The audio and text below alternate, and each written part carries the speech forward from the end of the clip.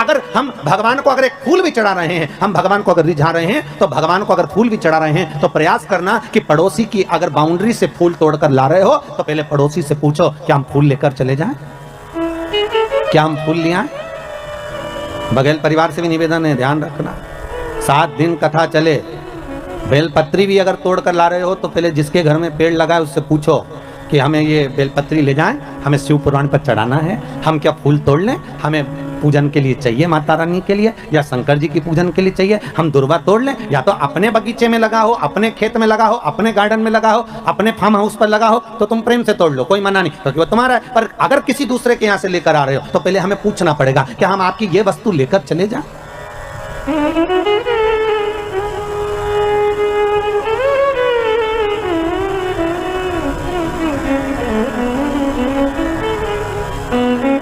उसे पूछना पड़ेगा। अब ऐसे तो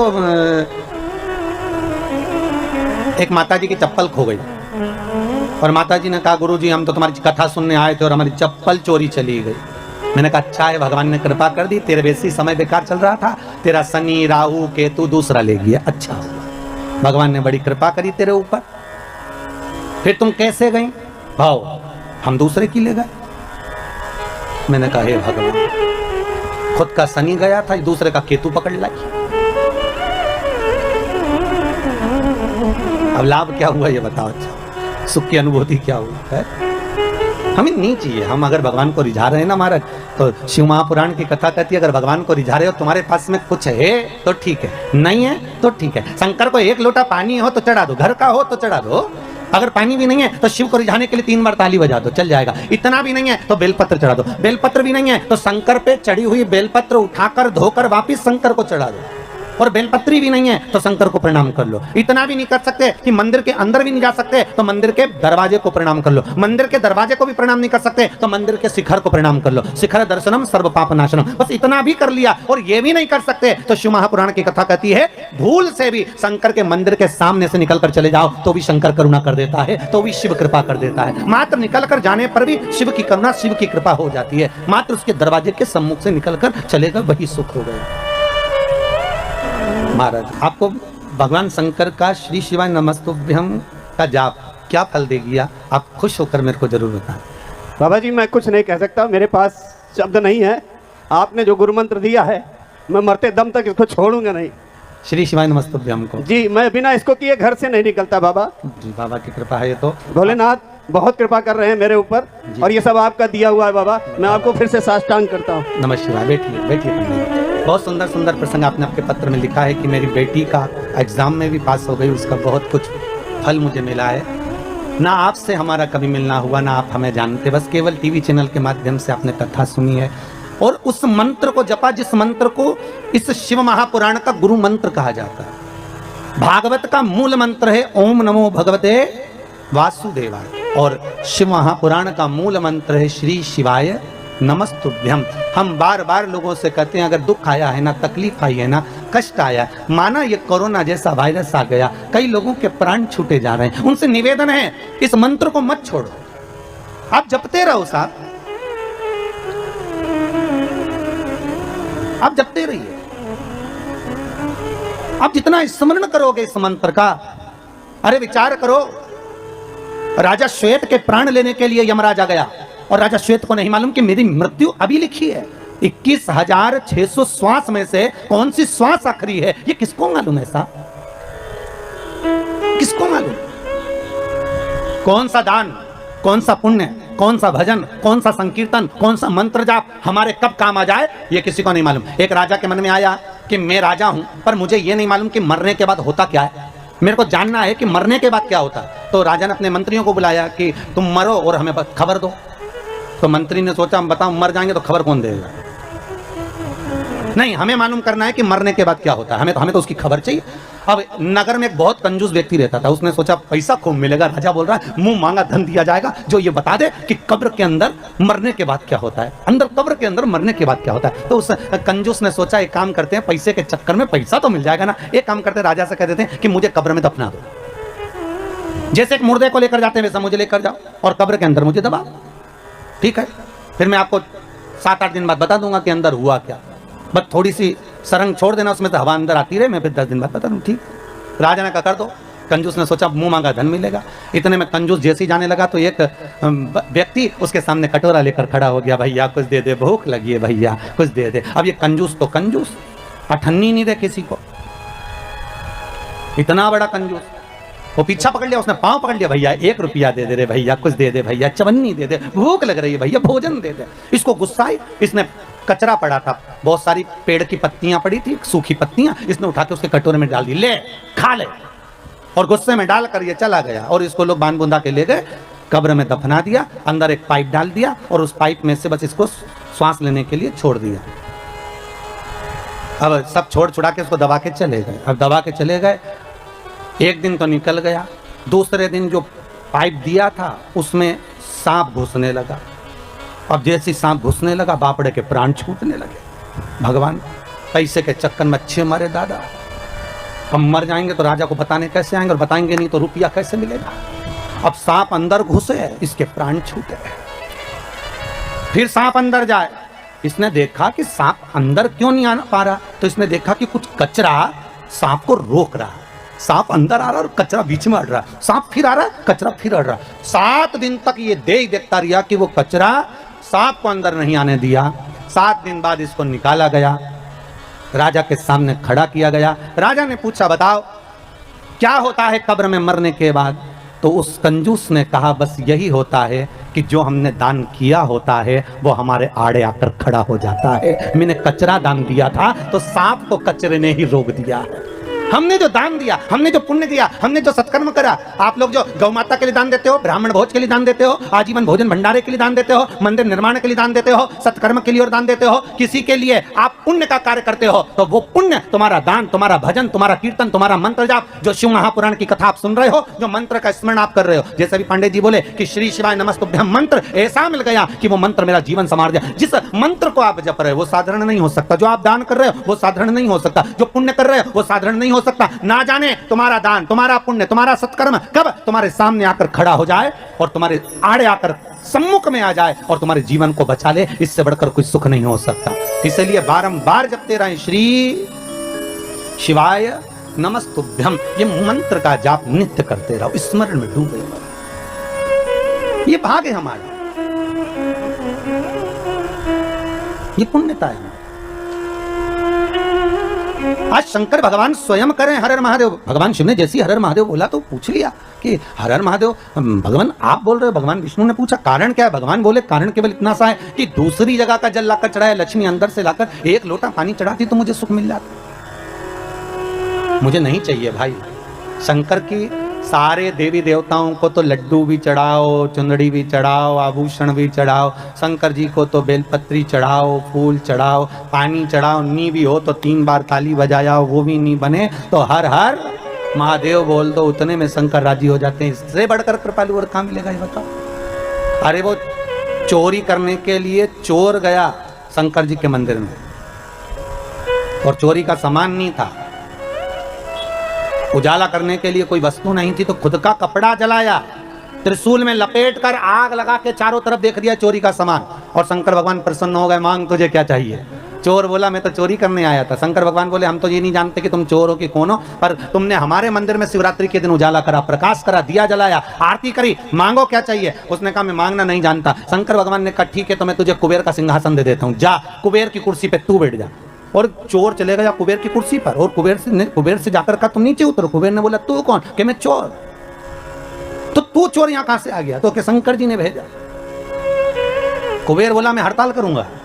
चोर बोला जो करना करो। शंकर जी ने बोला कुर्सी से नीचे उतरो, हम बैठेंगे। और चोर को कुबेर की कुर्सी पर बिठा दिया। कुबेर भगवान विष्णु के पास गए, नारायण नारायण। भगवान विष्णु ने पूछा क्या हो गया? शंकर भगवान के मंदिर में किसी ने रात को अपना कपड़ा जलाकर आरती उतार दी, शंकर जी ने उसको कुबेर बना दिया और मुझे नीचे उतार दी, बताओ आप हमारी कुर्सी वापस दिलाओ। भगवान विष्णु बोले उनके मामले में हम कुछ नहीं बोल सकते, उनके मामले में हम नहीं बोलेंगे। क्यों? भगवान विष्णु बोले नारायण कहते हैं मैं उतना देता हूं जितना भाग्य में लिखा होता है, ब्रह्मा उतना देते हैं जितना कर्म में लिखा होता है, पर शंकर ना कर्म देखते हैं ना भाग्य देखते हैं। शंकर तो बस इतना देखते हैं कि मुझे दिल से रिझा लिया तो उन्होंने तुरंत उठाकर कुबेर बना दिया, मर्जी उनकी। कुबेर ने अपनी धर्मपत्नी से बोला सुन अपने पास में इतनी दौलत है, पर आज तक कोई अपने घर में आकर देखता ही नहीं कि अपने पास कितना है। तो पत्नी ने बोला क्या करोगे? कुबेर बोला एक काम करते, सबको निमंत्रण दे देते भोजन करने का। अच्छा दे दो। सारे देवी देवताओं के घर में निमंत्रण दिया है, सिगरी निमंत्रण। सिगरी निमंत्रण मतलब तुम्हारे यहाँ चूल्हा मत जड़ाना। सा परिवार, भगवान विष्णु सा परिवार, ब्रह्मा सा परिवार, इंद्र सा परिवार, वायुदेव जलदेव सब सा परिवार, और सबको निमंत्रण दिया। पर शंकर भगवान को भूल गया। जिसने कुबेर का पद दिया था उसी को भूल गया। नारद जी ने आकर कहा कुबेर जी, शंकर जी को बुलाया, भूल गए, आप जाओ बुलाने। शंकर जी आ जाएंगे, अब जाएंगे तो जाओ जाओ, बोलो निमंत्रण तो दो। दौड़ कर गया, हर हर महादेव। शिव जी ने पूछा क्या बात है कुबेर? कुबेर बोले महाराज जी हम सबको निमंत्रण दिया है थे, तुम्हें भूल गए थे। फिर नारद जी ने कहा तब हम आए। अब बताओ किसी को निमंत्रण देने जाओ तो ऐसा बोलना चाहिए? अगर भूल गए थे तो ये बोलना ही नहीं चाहिए कि भूल गए थे। ये बोलना था कि परिवार के लोग, घर के लोग, इसलिए अपने घर वालों को बाद में भी निमंत्रण दिया जा सकता है। पर महाराज जी ने याद दिलाई इसलिए हम कहने आ गए। अब बुरा लगेगा कि नहीं लगेगा? अरे बोलो तो, वो तो शंकर जी थे। पांडे तारा की माता होती तो पहले कह देती, हमको तो बहुत बुरा लगा भैया, बताओ इतनी बाद में बुलाया हम। अरे बुरा लगेगा कि नहीं लगेगा? अगर कोई तुमसे कहे कि हम तो बस भूल गए थे और तुमको बाद में बुलाने के लिए आ गए, अच्छा नहीं लगेगा। शंकर भगवान ने कहा क्या चाहते हो? आप हमारे यहाँ भोजन करने आओ। शंकर जी बोले देखो ये जो बड़ी बड़ी पार्टियां होती ना, इसमें मैं नहीं जाता हो।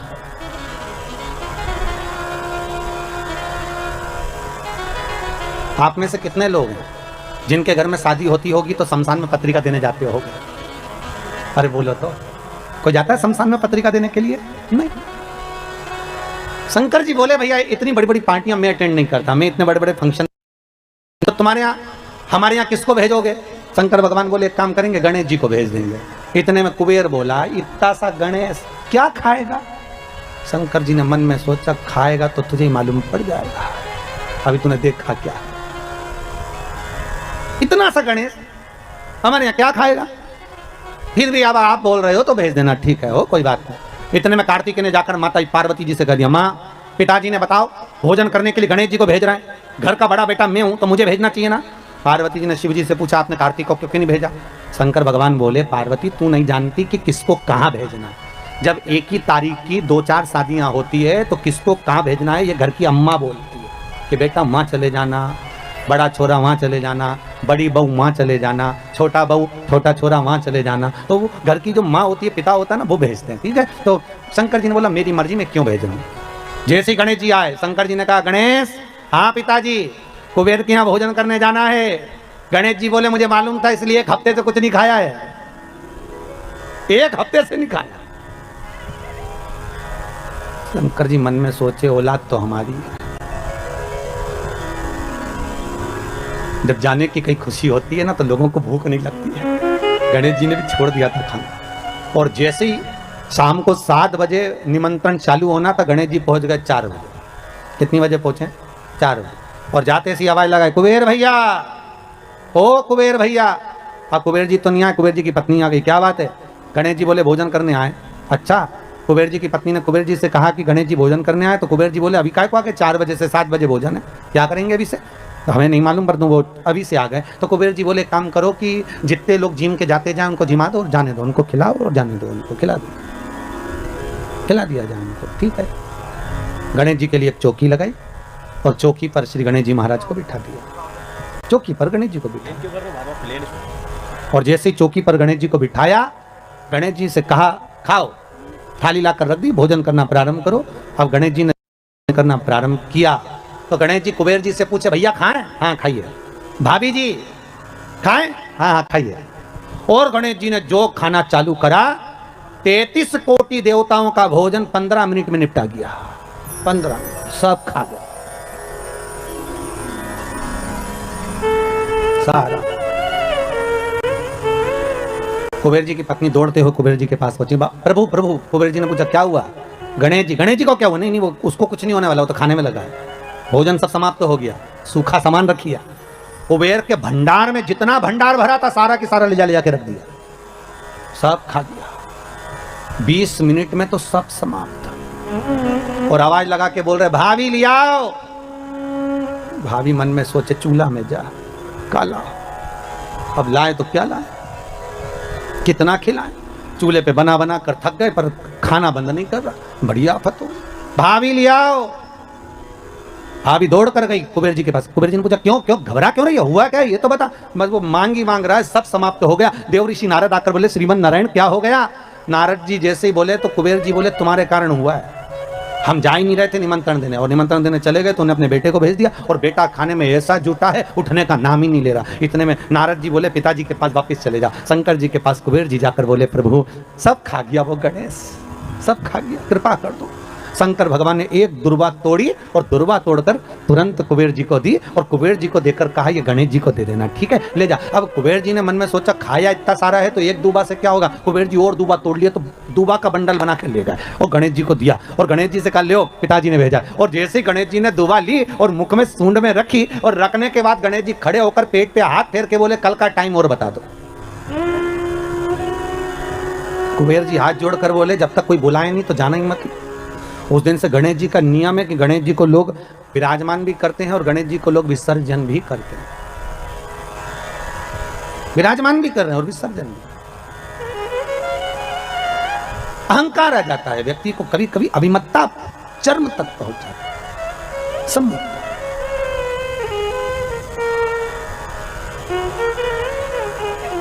शिव कह रहे हैं मैंने लक्ष्मी से ये नहीं कहा कि तुम मुझे ये दो।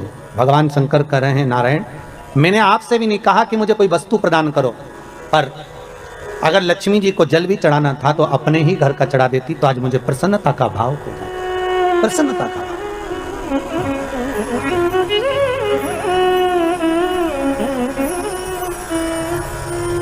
ब्रह्मदेव के कहने पर भगवान शंकर भगवान विष्णु के यहाँ गए।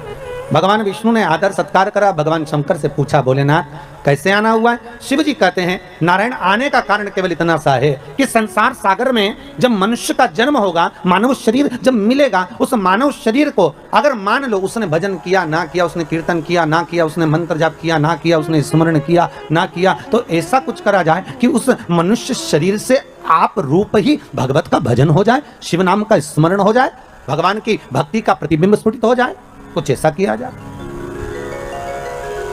ठीक है, तो भगवान बोले क्या कर सकते। तो भगवान विष्णु ने भगवान शिव से कहा प्रभु ये जो 21,600 श्वास मनुष्य के शरीर से निकलेगी ना, इस श्वास के अंदर आपसे निवेदन है कि आप इसमें समाहित हो जाए। बस इतना सा निवेदन, आप इसमें बस जाए,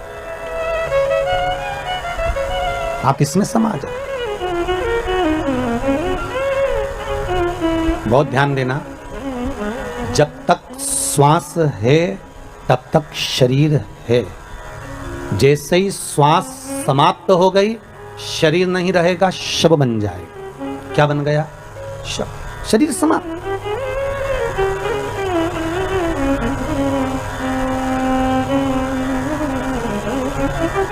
फिर वो शरीर नहीं रहा है, वो केवल एक शव बन गया। उसका मूल तत्व समाप्त हो गया।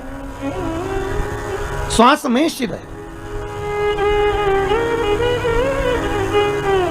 शंकर तो पूरा परिवार हॉस्पिटल में खिन्न भिन्न हो जाता है।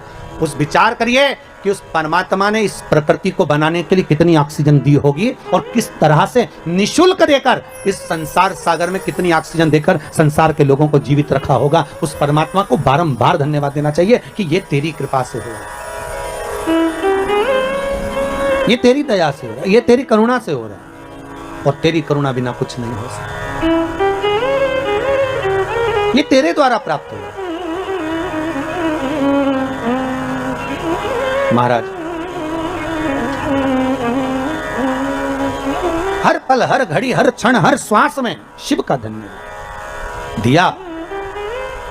चंचुला देवी ने बारंबार धन्यवाद दिया, बारंबार।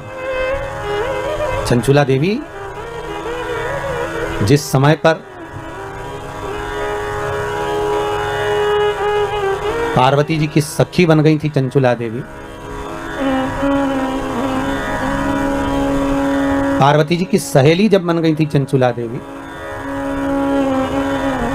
बस इतना कर्म चंचुला देवी ने जरूर करा था कि पति का साथ दिया, पति चोरी कर लाया, धन ला कर दिया, उसका भोग करा, पर सत्कर्म नहीं कर पाई। चंचुला कभी दान पुण्य धर्म नहीं कर पाई, अपने भोग में लगी रही, अपनी भोग में। और जब अपने ही भोग में लगी रही, कोई सत्कर्म नहीं, कोई पुण्य नहीं, चंचुला ने कुछ करा ही नहीं। पर जब प्राण छूट गए, शिव महापुराण की कथा के रस तत्व में डूबने के बाद चंचुला के जब प्राण छूट गए, तब चंचुला देवी पहुंची भगवान शंकर के कैलाश धाम पर, और पार्वती जी की जब सखी बन गई, तब पार्वती जी से बारंबार बस एक बात कहती रही कि कुछ ऐसा कर दीजिए कि मेरा पति जो प्रेत योनि में पड़ा हुआ है, वो प्रेत योनि से मुक्त हो जाए, वो प्रेत योनि से छूट जाए। इतनी कृपा बस कर दो कि वो प्रेत योनि से मुक्त हो, प्रेत योनि से छूट जाए। ऐसी करुणा, ऐसी कृपा, ऐसी दया आप कर दीजिए। ठीक है।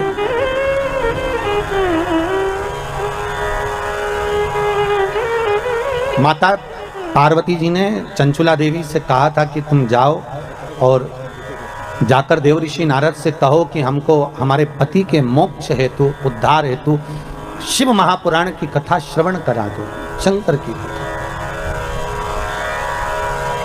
देवऋषि नारद ने मना कर दिया था कि मैं शिव महापुराण की कथा नहीं सुना सकता, क्योंकि मुझे श्राप लगा है, मैं एक जगह बैठ नहीं सकता, कथा मेरा मित्र सुनाएगा, तुम रुको।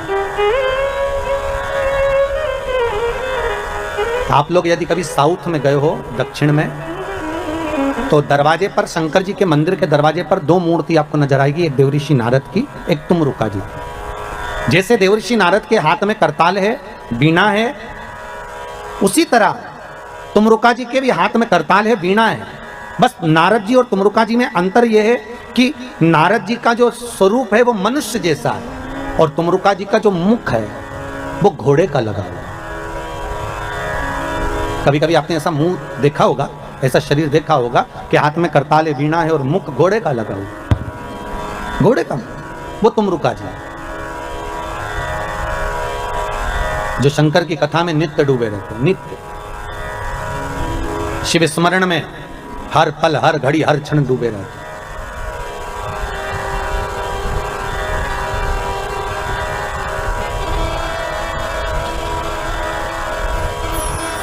तुमरुका जी से निवेदन करा पार्वती माता चंचुला देवी ने कि आप शिव महापुराण की कथा सुना दो। ठीक है, हम सुना देते हैं, पर बात केवल इतनी सी है कि आप हो वेदव्य, और शिव महापुराण की कथा का जजमान जो होना चाहिए वो अखंड सौभाग्यवती नारी अपने पति के साथ बैठकर शिव महापुराण की पूजन करे, बस इतना ही तो चाहिए। तो चंचुला देवी के मुख से निकल गया, तुमरुका जी ये बताओ, क्या कोई वेदव्य नारी शिव महापुराण की कथा नहीं करवा सकती? क्या क्यों नहीं करवा सकती? करवा सकती, बस करना एक पड़ेगा। क्या कि जिस समय शंकर की पूजन हो, शिव महापुराण विराजमान हो, शंकर का अनुमोदन हो, उस समय पर जोड़े की जरूरत पड़ेगी। तो वेदव्य नारी भगवान शंकर से यह प्रार्थना करे कि मैं शिव की कथा को जब सुन लूं तो भोलेनाथ ऐसी कृपा करना कि मेरे प्राण अगर जाएं तो पति के लोक में जाएं, और आने वाले समय में मैं कभी वेदव्य ना हूं, अखंड सौभाग्य लेकर जाऊं, ऐसी कृपा करना, अखंड सौभाग्य लेकर। आज हिंदू धर्म में चैत्र के महीने की ये सिंधारा दूज है। आज नवरात्रि की, चैत्री नवरात्रि में जो दूज होती है, इसको सिंधारा दूज कहते हैं। कौन सी दूज कहते हैं? जम के बोलिए, सिंधारा दूज। सिंधारा दूज का मतलब ये होता है कि कल है तीज, जिसको हमारे यहाँ गणगौर तीज कहते हैं। शंकर और पार्वती 16 दिन तक तैयार हुए थे, और तैयार होने के बाद शिव और पार्वती शिव महापुराण के यजमान बनकर जा रहे थे। तो कल का दिन है वो, कौन सा दिन है? कल का गणगौर तीज का दिन, कल का दिन। चैत्र के महीने में जो शुक्ल पक्ष की तीज आती है, वो चैत्री नवरात्रि में जो तीज की तिथि होती है, उस दिन शंकर और पार्वती शिव महापुराण के यजमान बनकर कथा सुनने के लिए गए थे। 16 दिन तक पार्वती और शंकर का श्रृंगार होता है, उसमें से आज का दिन सिंधारा दूज का होता है। क्यों सिंधारा दूज कहते हैं? सिंधारा दूज का मतलब क्या है? क्यों हिंदू धर्म में सिंधारा दूज मनाई जाती है?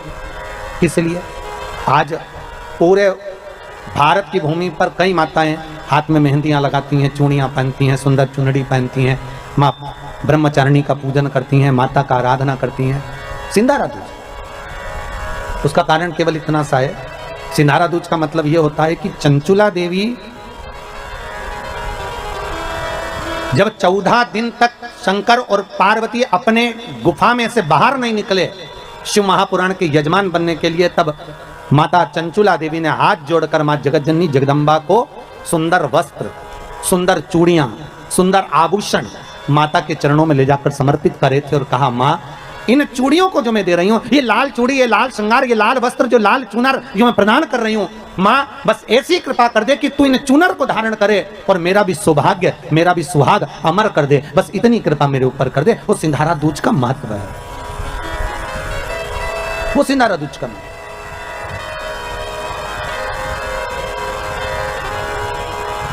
आज भारत की भूमि की सभी माताओं को सिंधारा दूज का बहुत बहुत बधाई। माता पार्वती, गणगौर महारानी, ब्रह्मचारिणी महारानी, मां जगतजननी आपके सुहाग को अखंड सौभाग्यवती बनाए, यही भगवान से प्रार्थना। आपको मालूम है, तुमरुका जी ने पूछा, प्रभु आप कोई भी कार्य करते हो तो जग कल्याण के लिए करते हो, इसलिए मुझे उम्मीद है कि आप जो कथा सुन रहे हो वो चंचुला देवी के पति के मोक्ष के लिए सुन रहे हो।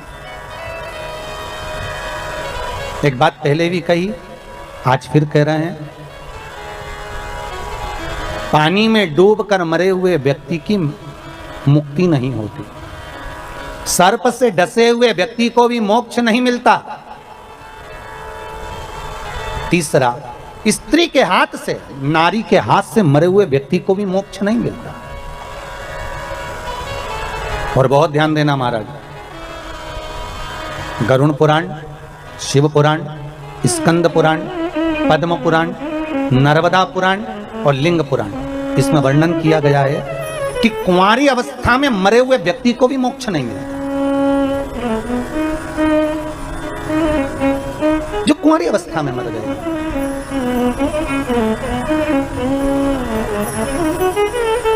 बहुत ध्यान देने वाली कथा है, बहुत ध्यान देने।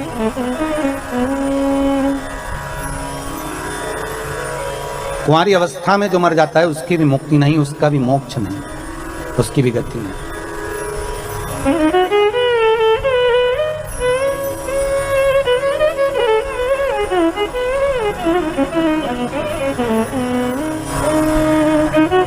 पर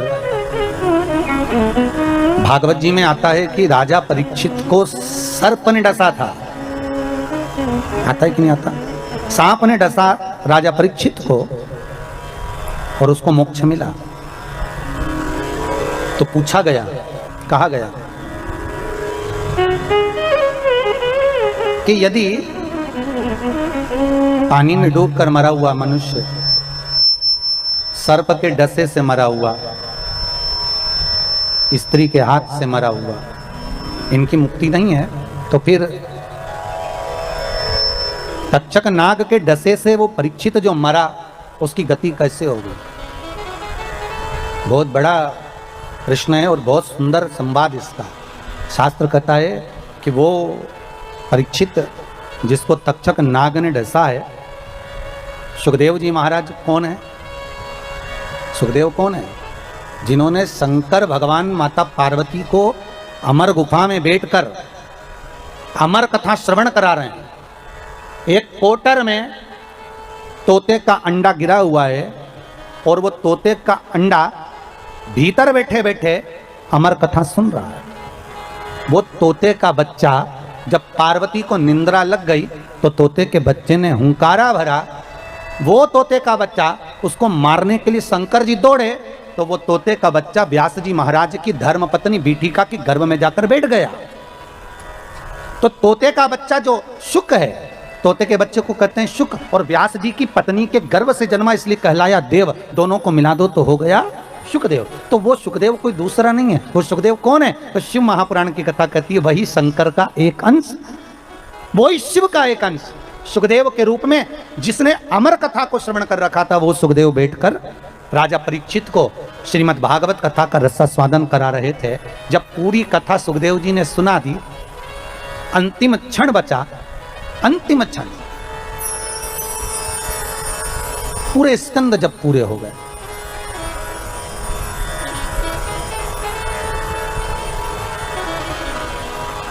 श्रीमद् भागवत के जब 18,000 श्लोक पूर्ण हो गए, अंतिम क्षण में राजा को कह दिया सुखदेव जी महाराज ने कि अब सांप आने वाला है, तुझे डसेगा, 7 दिन पूरे हो रहे हैं, जल्दी से गंगा जल से मुझे तिलक कर दो, गंगा रीति का दान कर दो तो मैं चले जाऊं।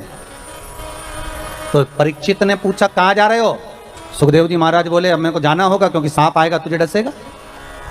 तो परीक्षित कहते हैं आप गुरु हो, आपने कथा सुनाई है और सांप मुझे डसेगा तो मुझे तकलीफ नहीं होगी? सुखदेव जी महाराज कहते हैं अगर तूने कथा को सुना है और कथा रसामृत का पान किया है तो तेरी नस नस में भगवान की कथा समाई है, तो तू एक काम कर, तेरे हृदय को जो अच्छा लगे उस नाम के जाप में बैठ जा। तो परीक्षित ने प्रश्न किया, ये बताओ कि कथा भय से मुक्ति देती है ना? हाँ, तो कथा अगर भय से मुक्ति देती है तो अब मुझे सर्प के डसने का भय नहीं है, फिर क्या है? तो भगवान से सुखदेव जी महाराज से राजा परीक्षित कर रहा है, बस बात इतनी सी है कि जब वो सर्प का जहर मेरे शरीर में जाएगा तो मेरे शरीर की रोमावली में कृष्ण समाया होगा, क्योंकि मैंने भागवत सुनी है तो मेरे शरीर में कृष्ण बैठा होगा। बस निवेदन इतना है, वो जहर मेरे कृष्ण तक ना पहुंचे, उसको रोकने का कोई उपाय बता दो। तब सुखदेव जी की आंख में जल भर गया और सुखदेव जी ने राजा परीक्षित से कहा कि अब तू शिव का स्मरण करना प्रारंभ कर दे। और परीक्षित के मुख से शंकर का जब नाम निकला, तक्षक डसा पर जहर उस कृष्ण तक पहुंचने नहीं दिया। इसको कहते वात्सल्यता, इसको कहते प्रेम, इसको कहते स्नेह, इसको कहते करुणता।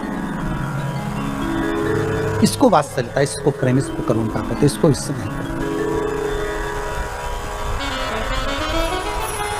भागवत जी में आप लोगों ने सुना होगा, और सुना वहां तक होगा जहां तक भागवत जी में वर्णन है। पर देवी भागवत में सुखदेव जी और राजा परीक्षित का कुछ संवाद बड़े सुंदर सुंदर दिए गए महाराज। कभी योग लगे तो आप लोग देवी भागवत को उठाकर कभी पढ़ना, तो उसमें बड़ा सुंदर संवाद मिलेगा कि परीक्षित आखिरी में पूछ रहा है कि मुझे भय नहीं है मरने का, भय केवल एक बात का है कि जिस कृष्ण की कथा को मैंने सुना है, जिस कृष्ण के चरित्र को मैंने श्रवण करा है, वो कृष्ण मेरी रोमावली में समाया है, वो उस कृष्ण तक इस तक्षक नाग के जहर को मुझे पहुंचने नहीं देना। बस इतनी कृपा कर, वो ना पहुंचे।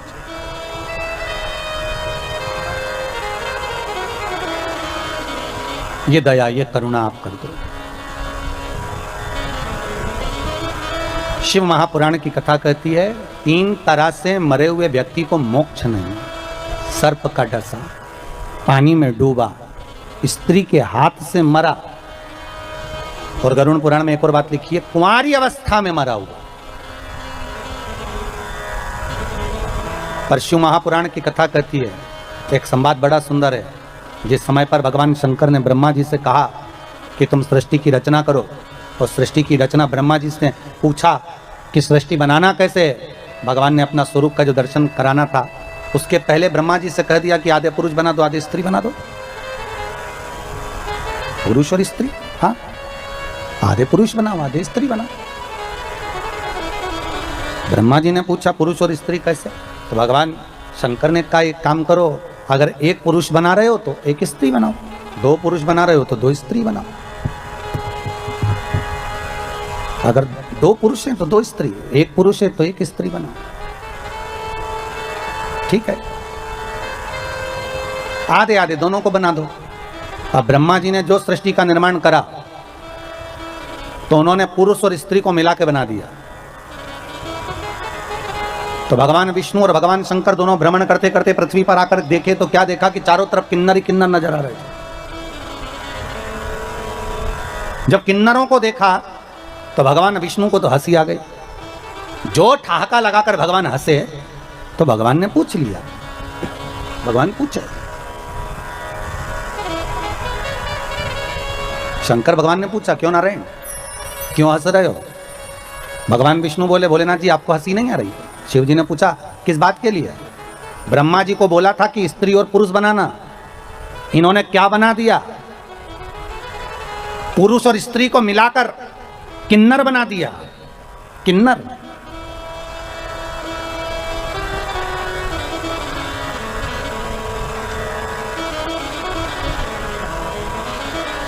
भगवान शंकर भगवान विष्णु को देखकर आंखों में जल भरकर बोले रे नारायण, आपने ब्रह्मा की बनाई हुई सृष्टि पर हंसा है, शिव कहते हैं सुनो हे नारायण,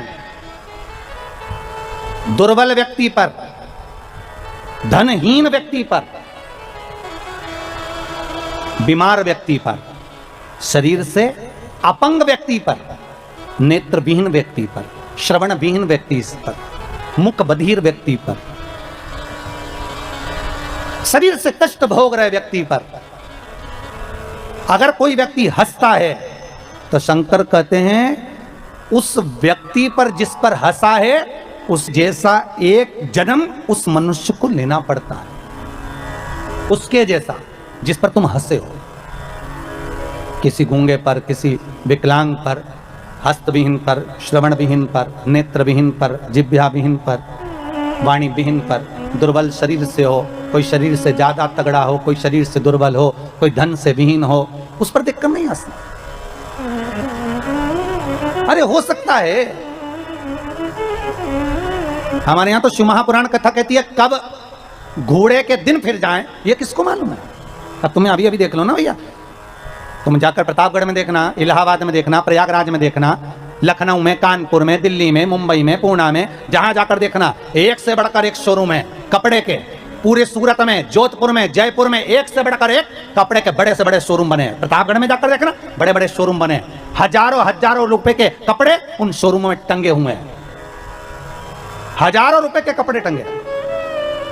पर आज इस कोरोना के 1 साल पहले निकल गया और ये 1.5-2 महीना निकल चले, इस पूरे समय में अंदाजा लगाकर देखना कि वो हजारों का कपड़ा शोरूम में टंगा की टंगा ही रह गया और वो 10 रुपए का मास्क करोड़ों का व्यापार कर कर निकल गया। करोड़ों का व्यापार, एक जरा सा मास्क मात्र 2 रुपए का, 1.5 रुपए का, 5 रुपए का, 10 रुपए का, उसने भारत की भूमि पर करोड़ों का व्यापार कर दिया और वह हजारों रुपए के कपड़े शोरूम में टंगे की टंगे रह गए। कौन पूछता था इन मास्क को? अरे बोलो तो, कौन पूछता था इतने से टुकड़े को, कपड़े को? कौन पूछेगा? कोई नहीं पूछता था। 10 रुपए का मास्क कोई नहीं जानता था, कौन पूछेगा? पर हजारों रुपए के शोरूम में कपड़े टंगे की टंगे रह गए और वो 5 रुपए का, 2 रुपए का, 10 रुपए का मास्क करोड़ों का व्यापार कर कर निकल गया। इसलिए याद रखना, कभी किसी पर हंसना नहीं। शोरूम भरे की भरे रह गए और 2 रुपए का मास्क निकल कर करोड़ों का व्यापार कर देता है। ये मनुष्य की देह। अगर शंकर कह रहे हैं नारायण, तुम अगर इस ब्रह्मा की बनाई हुई सृष्टि पर, इन किन्नरों पर हंसे हो, तो भगवान शंकर ने कह दिया विष्णु तुमको भी पृथ्वी पर जाकर एक बार किन्नर बनना पड़ेगा, तुम्हें भी एक बार किन्नर बनना पड़ेगा। क्यों हंसो किसी पर? कोई विकलांग है क्यों हंसना? कोई हाथ के विहीन है क्यों हंसना? कोई नेत्र के विहीन है, किसी की वाणी शुद्ध नहीं है, किसी की श्रवण शक्ति शुद्ध नहीं है, हो सकता है, क्यों हंसना?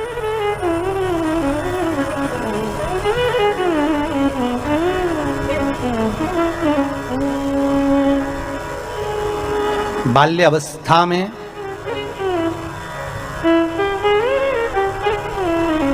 वो द्रौपदी पूर्व समय में एक ब्राह्मण नहाने के लिए गंगा जी में गया, उसका अंग वस्त्र सहेलियों ने मिलकर, द्रौपदी ने मिलकर उस अंग वस्त्र को मात्र छुपा दिया और संत ढूंढता रह गया। उस तन के छोटे से टुकड़े को ढूंढ रहा है संत, और सखियां द्रौपदी के साथ उस संत के लिए हंस रही हैं कि वो वस्त्र कैसे ढूंढ रहा है।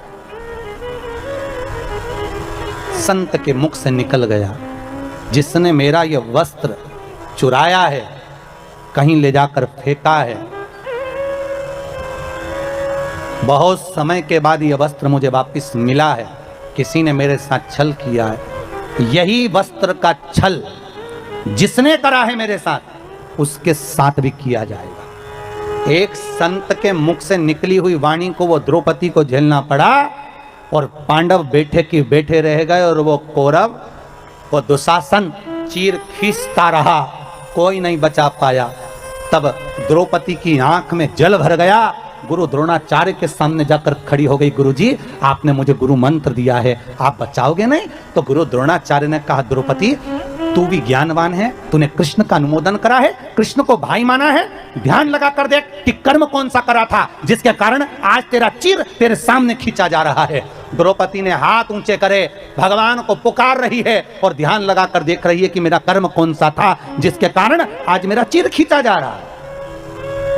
दुनिया के लोगों को जब तकलीफ आती है, पत्रिका में दोष देखते हैं, वास्तु का दोष देखते हैं, ग्रह का दोष देखते हैं, परिवार में दोष देखते हैं, पर दुनिया के लोग अपने अंदर का दोष नहीं देखते कि तुमने कर्म क्या करा था जो आज भोग रहे हो। क्या कर्म करा है? द्रौपदी ने हाथ ऊंचे करे, पुकारा भगवान को, प्रभु मैंने कर्म क्या, और ध्यान लगा कर देखा कि एक संत का अपमान हो गया था, उसका अंग वस्त्र मैंने छुपा दिया था, इसलिए आज मेरा भी ये चीर खींचा जा रहा है। मैंने उसको नग्न अवस्था में छोड़ा था, इसलिए आज मेरा भी ये शरीर पर से वस्त्र जा रहा है। तब द्रौपदी ने कहा अब मेरे कर्म के भाग को कोई काट सकता है तो भगवान काट सकता है। आपसे भी कहते हैं अगर दुख आया, तकलीफ आई, कष्ट आया, बीमारी आई, रोग आ गया, मालूम पड़े कोरोना जैसी महामारी भी आपको सता रही है, डॉक्टर अपना काम कर रहे हैं, आप अपना काम करो और भगवान का भजन करो जिससे ये कर्म का खेल थोड़ा सा कट जाए, हमारा जो भोग है कर्म का ये थोड़ा कटे और भोलेनाथ हमको स्वस्थ करे। उस बाबा से विनती करते रहे, श्री शिवाय नमस्तुभ्यम का जाप, ओम नमः शिवाय करें, चाहे महामृत्युंजय का जाप करें, पर जपें, उसके जपने से तुम्हारा काल तुमसे दूर तो हो ही जाएगा। शिव का स्मरण। हे नारायण, तुम किन्नरों पर हंसे हो इसलिए तुम्हें किन्नर बनना पड़ेगा। और आया समय जब द्वापर में भगवान कृष्ण आए, द्वापर में जब कृष्ण, कौरव और पांडवों का युद्ध होना,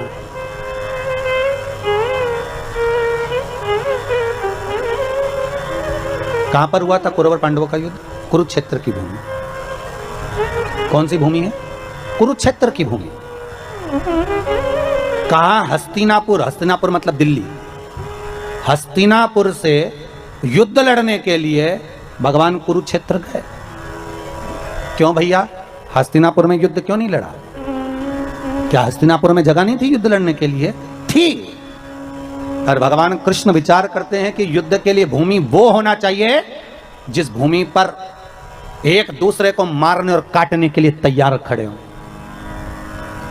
कोई कोई जगह ऐसी होती है जहां पर भगवान का भजन होता है, कोई कोई किराए का घर भी ऐसा होता है जिस घर में बैठकर भगवान का भजन करने का आनंद आता है, कोई कोई घर ऐसा होता है जिसमें भगवान की भक्ति का आनंद आता है, कोई कोई घर ऐसा होता है जहां कथा का आनंद आता है, कोई कोई जगह ऐसी होती है जहां पर भगवत चर्चा का आनंद आता है, और कोई कोई जगह ऐसी होती है कि 2 मिनट माला पकड़ के बैठो और क्लेश मच जाता है। थोड़ी देर कटोरी पड़ी, उसके पीछे विवाद, पानी गिर गया उसके पीछे विवाद, जरा जरा सी बात में विवाद और विवाद चालू हो जाता है, बीमारियां चालू हो जाती है, रोग चालू हो जाता है। तो समझ लेना चाहिए इस भूमि का दोष है। श्रवण कुमार अपने माता पिता को लेकर कंधे पर कांवड़ में रखकर तीर्थ कराने चले। कंधे पर माता पिता को लेकर श्रवण कुमार तीर्थ कराने जा रहे हैं अपने माता पिता को लेकर, और माता पिता से हरी चर्चा करते करते गए, और आगे जाकर श्रवण कुमार ने अपने माँ बाप को छकड़े में बिठाया और उठाकर खड़ा कर दिया और अपने माँ बाप से बोले, अंधे हो गए हो, पांव नहीं टूट गए तुम्हारे, खड़े हो, पैदल चलो।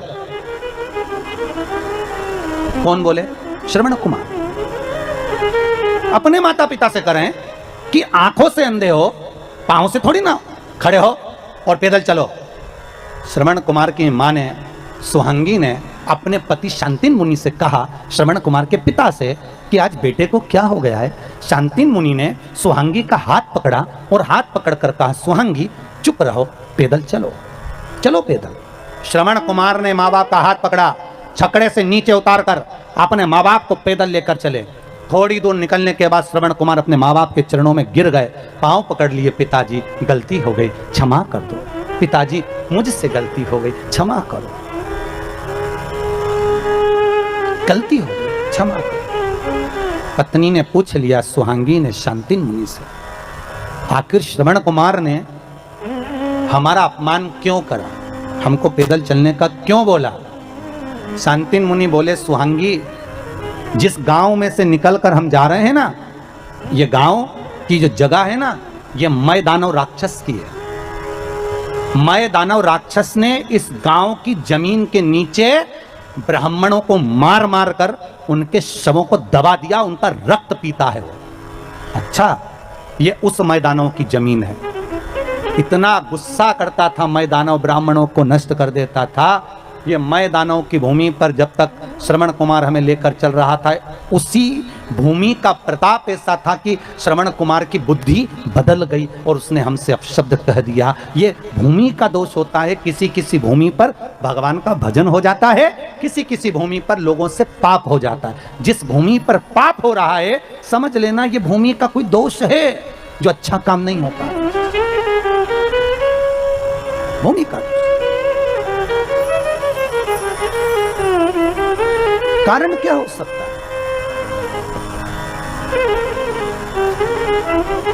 पाप थोड़ी देर का होता है, भोगना बहुत पड़ता है। पाप कितनी देर का? थोड़ी सी देर। और भोगना कितना पड़ेगा? अंदाजा लगाओ जरा। तो उस भोगने पर मत जाओ, यहीं का भोगना देख लो। किसी को चाकू मार दिया, कितनी देर लगा? अरे बोलो जरा फिर। चाकू मारा 2 मिनट, मर गया 5 मिनट, कितने मिनट लगे? जम के बोलिए 7 मिनट। अब भोगना कितना है वो देखिए।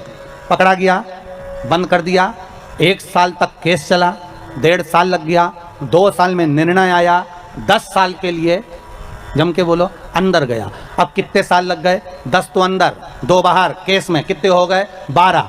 अब भोग 7 मिनट का क्रोध था, 7 मिनट में चक्कू मारकर व्यक्ति को मार दिया, पर भोगना कितना पड़ा? 12 साल। उसी तरह पृथ्वी पर मनुष्य पाप थोड़ा सा करता है, पर भोगना तो बहुत पड़ता है, क्योंकि पाप करने का समय कम होता है और भोगने का समय ज्यादा होता है। तो भोगना तो पड़ेगा। आए हो तो भोगो। पाप थोड़ी देर का है, पर भोगना ज्यादा है। इसलिए फिर निवेदन करूं आपसे, मत बुरे कर्म कर बंदे वरना पछताएगा।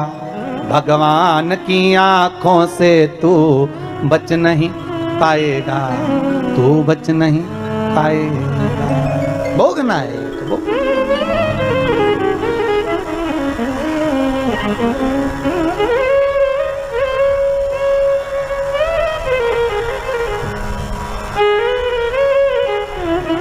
इसलिए भगवान से कहा करो, कभी कभी मौका मिल जाए और भगवान से कहने का जब समय मिले तो उससे निवेदन कर सकते कि हे प्रभु ऐसी कृपा करना कि शरीर से किसी को कष्ट ना, किसी को कष्ट ना। कुरुक्षेत्र की भूमि ढूंढी है युद्ध के लिए। विचार करो जरा। भगवान कृष्ण द्वारका में बैठे थे और अपने दूतों को कहा ऐसी भूमि ढूंढना जहां भाई भाई का दुश्मन हो जाए। द्वारपाल ढूंढते ढूंढते गए, कहीं नहीं मिली ऐसी जमीन। पहुंच गए कुरुक्षेत्र। बड़े भाई ने छोटे भाई से कहा जा उधर मेड़ पे से पानी आ रहा है, मेड़ को बांध दिया।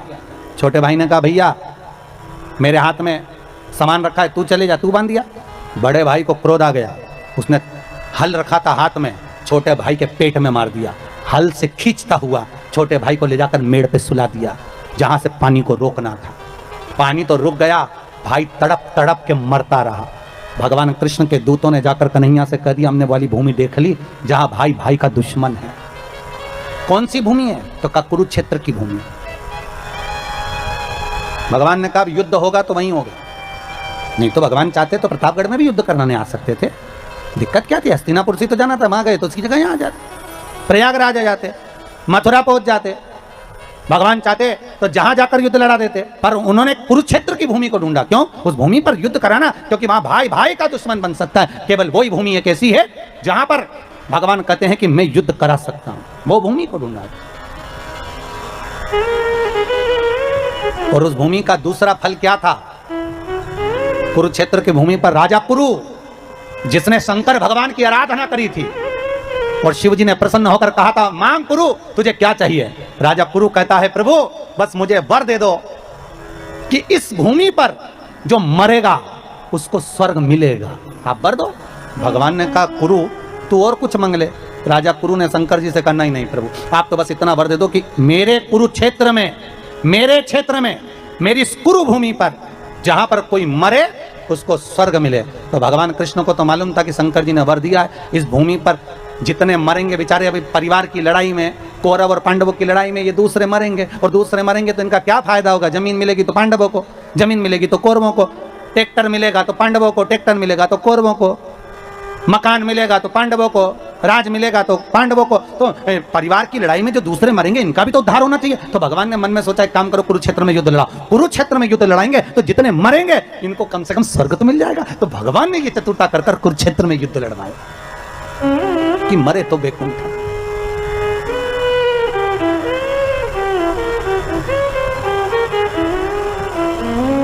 मिले।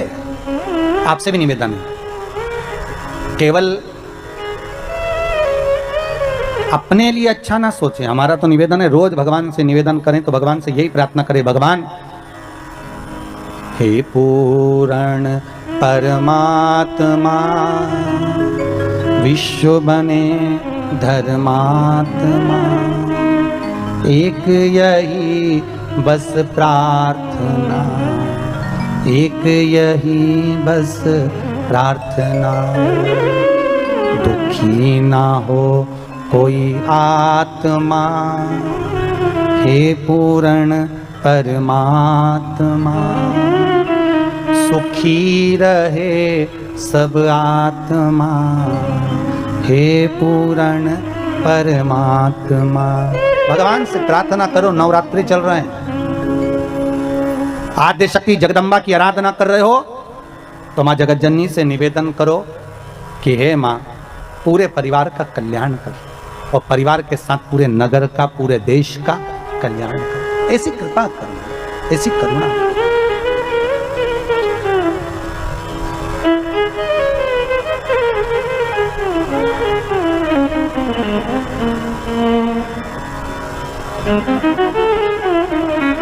ऐसी कृपा हो, ऐसी दया हो जाए। हे नारायण, तुमको भी पृथ्वी पर जाकर किन्नर बनना पड़ेगा। भगवान बने। द्वापर आया, कौरव और पांडवों का युद्ध हो रहा है। कुरुक्षेत्र की भूमि पर युद्ध मैदान में चंडी देवी आकर खड़ी हो गई और चंडी ने कहा, ए कौरव और पांडव, युद्ध एक शर्त पर होगा, पहले मेरे लिए बलि चढ़ाओ। अपने अपने परिवार के एक एक व्यक्ति की बलि चाहिए। पांडव अपने भाइयों में से एक की बलि दे दे और कौरव अपने भाइयों में से एक की बलि दे दे। कौरव तो खुश हो गए कि हम 100 में से एक बलि चढ़ गए, 99 बचेंगे। ये ले दे के 5, एक मर गए तो 4 ही बचेंगे। अब ये वही वाली बात आ गई ना, तेरा क्या होगा रे कालिया। है? अब ले दे के तो 4 बचे, अब 5 में से एक गया तो 4 ही बचे ना आए। क्या करें? भगवान कृष्ण के पास खबर गई, कृष्ण के पास जैसी सूचना गई, भगवान कृष्ण ने अर्जुन को बुलाया। अर्जुन इधर आ। अर्जुन बोले, हाँ प्रभु, कल बलि चढ़ना है। अर्जुन याद कर, तू द्रौपदी को लेकर आया था। हाँ। फिर तेरी माता ने क्या कहा था कुंती ने? मेरी माता कुंती ने कहा था 5 बांट लो। फिर मैंने द्रौपदी से कहा था तुम्हें 5 पतियों की पत्नी बनना पड़ेगा।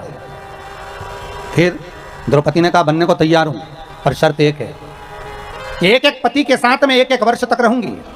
मेरे पति के कमरे में अगर कोई दूसरा पति आ गया तो उसको 5 साल के लिए बन जाना पड़ेगा।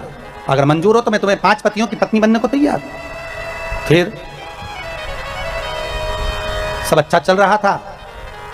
भीम के साथ में द्रौपदी रह रही थी। पांडवों की 1-1 वर्ष के साथ में द्रौपदी को रहना था। एक ब्राह्मण का बालक आया, पिता आया, दौड़ कर आकर कहता है, अरे अर्जुन, मेरे बच्चे को शेर उठा कर ले गया, सिंह ले गया, मेरे बेटे को बचा ले रे अर्जुन। अर्जुन गया अपना धनुष लेने के लिए, गांडीव लेने के लिए, पर वो धनुष तो भीम के कक्ष में था। दौड़ा, बिना पूछे अंदर प्रवेश कर गया, धनुष को उठा लाया, ब्राह्मण के बच्चे को बचा लिया। ब्राह्मण के बच्चे को बचाया, और जब ब्राह्मण का बालक बच गया, ब्राह्मण का बालक बच भी गया, पर द्रौपदी ने हाथ जोड़कर कह दिया कि अब आपको 5 वर्ष के लिए वन जाना पड़ेगा। अर्जुन, फिर क्या हुआ? अर्जुन कहते हैं मैं 5 साल के लिए बन गया। वन में जाकर मैंने नागों की कन्या उलूपी के साथ में विवाह कर लिया। विवाह करने के बाद मेरा एक बेटा हो गया, उसका नाम आरावन था। क्या नाम था? आरावन। भगवान कहने लगे, अब अर्जुन खड़े हो जा, उसी जगह पर जहां तूने विवाह किया था, जहां तेरा बेटा हुआ था। अब वो बेटा बड़ा हो गया होगा, ये तो तुम्हारी कुल का, परिवार के एक व्यक्ति की बलि देना है, उसको लिया, उस आरावन की बलि देंगे, जा लेकर। अर्जुन गया, आरावन को कहा, बेटा कौरव और पांडवों का युद्ध है, तुम्हें युद्ध में चलना है। आरावन ने कहा चलो। चलिए पिताजी चिंता मत करना, एक एक कौरवों को मार मार कर गिराऊंगा, आप बिल्कुल टेंशन ना लीजिए, चिंता ना करिए। जैसे ही आरावन आया, भगवान कृष्ण ने बुलाकर कहा, आरावन तुम्हें मालूम है तुम्हें क्यों बुलाया गया है? आरावन ने कहा नहीं दादा हमको नहीं मालूम। आरावन आपको नहीं मालूम? नहीं। चंडी देवी को बलि चढ़ाना है कौरव और पांडवों में से एक एक परिवार के एक एक व्यक्ति के, तुम्हारी बलि चढ़ना है।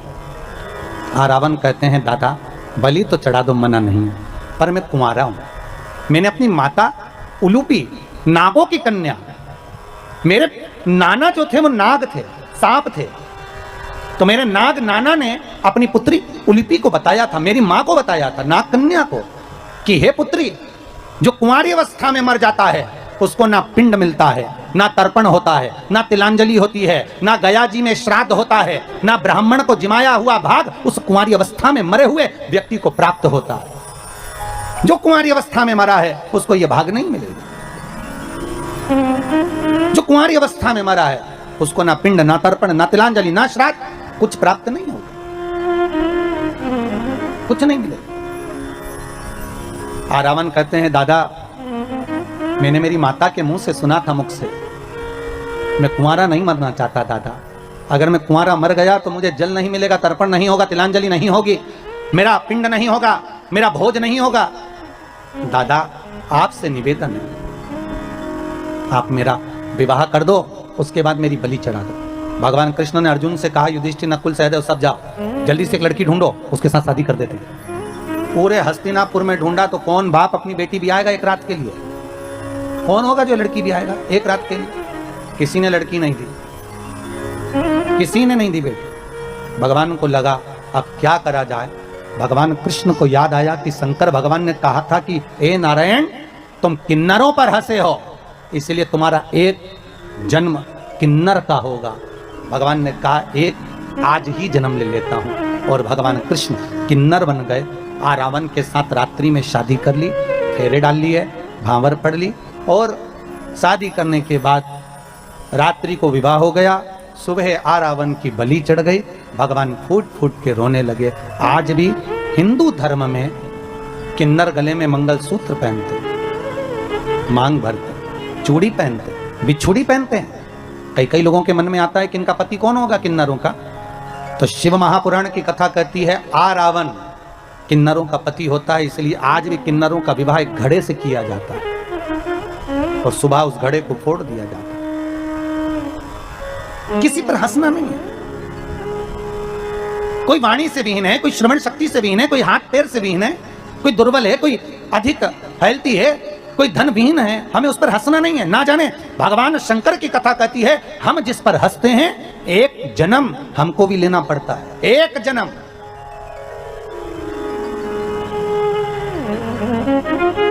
अरे ये कोरोना महामारी में देख लो जी, जब आपके आसपास में पिछले साल की कथा जरा निकाल कर देखिए, पिछले वर्ष को जरा निकाल कर देखो, जब कोरोना में कोई आसपास के मोहल्ले में कॉलोनी में जरा सा किसी को कोरोना होता था, एम्बुलेंस दौड़ कर आती थी, बहुत सारे लोग इकट्ठे होकर उसको लेकर जाते थे, और पूरे मोहल्ले के लोग देखकर हरे राम कुछ हंसते थे, कुछ मुस्कुराते थे, कोई विचार करते थे, देखो वो चले गया। कई लोगों ने कमेंट्स भी करे ऐसा कर्म किया होगा, ऐसा किया होगा, तो कई लोगों के मन में भाव आया। अब वही कोरोना पलट कर वापिस आ गया, और ये दिखाने के लिए आया है कि हंसना मत, ये दिखाने के लिए आया है कि किसी पर उंगली मत उठाना, ये दिखाने के लिए आया है कि किसी पर कमेंट्स मत करना, किसी को अपशब्द मत करना, किसी को ताने मत देना। अरे भारत की भूमि पर इतना नाजुक समय चल रहा है साहब, इस नाजुक समय में दुनिया के लोगों को तुम्हारे धन की नहीं, इस नाजुक समय में तुम्हारे द्वारा अच्छी वाणी की, प्रेम के शब्द की जरूरत है। जो बीमार पड़े हैं उनको फोन लगाकर बात तो कर लो और कह दो मत घबराना भाई, ऐसी कोरोना बीमारी तो चलती रहेगी, घबराना मत, ही हम बैठे हैं, चिंता मत करना, ठीक होकर वापिस आएगा, ठीक होकर वापिस आएगा। अमेरिका में एक व्यक्ति को फांसी की सजा हो रही थी, तो फांसी की सजा होने से पहले मेजर ने कहा एक काम करो, अब की बार फांसी की सजा चेंज करी जाए। क्या? एक जहरीले सांप से इस व्यक्ति को कटवा कर मरवाया जाए, फांसी की सजा नहीं दी जाए। दूसरे दिन कुर्सी पर बिठाया, आंखों पर पट्टी बांध दी और सांप की जगह 2 पिन उस व्यक्ति के पांव में चुभा दी। जैसे चुभाई वो व्यक्ति मर गया, उसके मुख से फेन निकल गया। वैज्ञानिकों ने रिसर्च करा, आखिर ये हुआ क्या। मेडिकल साइंस ने जानना चाहा, सांप तो काटा नहीं तो मरा कैसे, इसके शरीर में सांप का जहर आया कैसे। तो रिसर्च में निकला कि वो भय सांप का अंदर से इतना हो गया था कि मात्र पिन चुभने से भी लग गया कि सांप डस गया और वो शरीर में जहर बन गया और वो मर गया। तो आज के समय में दुनिया के लोगों को समझाओ कि मुख पर मास्क लगाएं, हाथ धोएं, सोशल डिस्टेंसिंग का पालन करें, पर घबराएं नहीं। ये कोरोना महामारी से डरने की जरूरत नहीं है। अपने पहचान वालों को फोन लगाकर उसको डराओ मत ही, उसको मैसेज कर कर घबराओ नहीं कि इतने मर गए, तेरा क्या होगा, उस हॉस्पिटल में इतने मर गए, ऐसा हो गया। घबराना नहीं है, डरना नहीं है, उस व्यक्ति को समझाना है कि तू ठीक होकर वापिस आएगा। शंकर पर विश्वास रख, श्री शिवाय नमस्तुभ्यम का जाप कर और उस शंकर को याद कर जो कालो कभी काल महाकाल है, उसको हर पल याद करते रहे। तो मेरा बाबा वेंटिलेटर पे से भी उठाकर तुझे घर लेकर आएगा, ऑक्सीजन हटाकर तुझे घर के सुंदर आंगन में ले आएगा। उसको विश्वास दिला, उसको शंकर के प्रति समर्पित कर दो, उसका विल पावर मजबूत कर दो जिससे वो घबराए ना, वो डरे ना, उसको समझाओ। इतना डरा दे रहे हैं, शमशान में जगह नहीं है, मुर्दे कैसे जल रहे हैं, क्या कर रहे हैं, लोगों को इतना डरा दिया कि हर व्यक्ति को सर्दी जुकाम भी हो रहा है तो टेंशन लेके घर में ही डराओ। स्मरण मेरे शंभु, मेरे त्रिकालदर्शी, मेरे कैलाशी, मेरे शिव, मेरा ओघड़ी, मेरा दातार, मेरा दयालु, मेरा शंकर, स्मरण करने वाला मेरा बाबा, मेरा शंकर, स्मरण कर,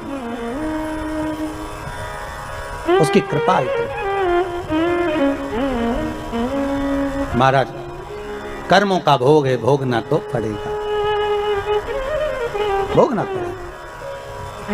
बस इतना ध्यान जरूर रखो कि इस शरीर के द्वारा, इस मन के द्वारा, इस वाणी के द्वारा किसी का अपमान ना हो, किसी को अपशब्द ना कहा जाए, किसी के दिल को कोई ठेस ना पहुंचे। बहुत नाजुक समय है, सबके लिए मीठा बोलिए, सबका सम्मान करिए, आदर करिए, सत्कार करिए, किसी के लिए अपमानजनक शब्द ना बोलिए, किसी पर हंसिए नहीं, किसी को ये ना कहिए कि कर्म हो गया, जो जिसके लिखा है भाग्य में जो होगा। आप किसी का भाग्य लिखने वाले नहीं।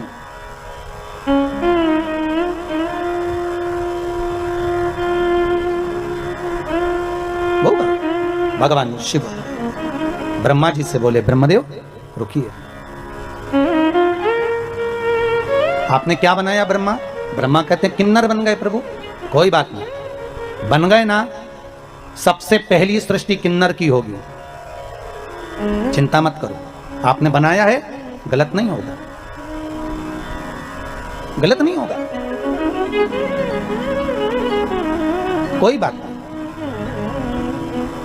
ब्रह्मदेव अब आप हमारे प्रतिबिंब का दर्शन करिए, आप हमारे प्रतिबिंब का दर्शन करिए ब्रह्मदेव। भगवान शंकर ने अर्धनारीश्वर स्वरूप का दर्शन दिया है। कौन सा स्वरूप बनाया है? अर्धनारीश्वर स्वरूप। आधा शिव आधा पार्वती, शंकर भगवान ने अपना अर्धनारीश्वर स्वरूप का दर्शन कराया। और जो अर्धनारीश्वर स्वरूप का भगवान दर्शन कराते हैं, आधा शिव आधा पार्वती देखकर ब्रह्मा थकित रह जाते हैं। और ब्रह्मा भगवान शिव का जो स्वरूप देखा है, ब्रह्मदेव की आंखों से जल निरंतर बह रहा है, जल निरंतर बह रहा है। पधारी अर्धनारीश्वर, जल निरंतर बह रहा है। की कथा कहती है कि कुंवारी अवस्था में अगर कोई मर भी गया है तो शिव महापुराण की कथा श्रवण कर लेने पर, फिर वही वाली बात आ गई जो कल कथा में कही थी कि आप कभी मौका मिले तो पुराणों को उठाकर देखना, उसमें मिलेगा। और पुराण उठाकर नहीं दे सकते तो उज्जैन के ऋण मुक्तेश्वर मंदिर पर जाकर पढ़ना, वहां लिखा मिलेगा कि शिव महापुराण की कथा 71 पीढ़ी को तार देती है। उसका साधन, उसका साध्यता, उसका आनंदता यही वर्णन करता, उसका आनंद यही वर्णन। कुंवारी अवस्था वालों को वितारने वाली है ये शिव। और कौन संसार के सागर में इस मानव शरीर में हो सकता है कि इस संपूर्ण विश्व सागर में किसी को तन की तकलीफ हो, किसी को मन की तकलीफ हो और किसी को धन की तकलीफ हो, उसकी पूर्ति कौन करेगा? मान लो अगर मैंने बना भी दिया इस संसार सागर को, ब्रह्मा जी करें, अगर मैंने बना दिया इस संपूर्ण सागर को, अगर मनुष्य की देह भी बना दी, तो इसका भरण पोषण करने वाला कौन होगा?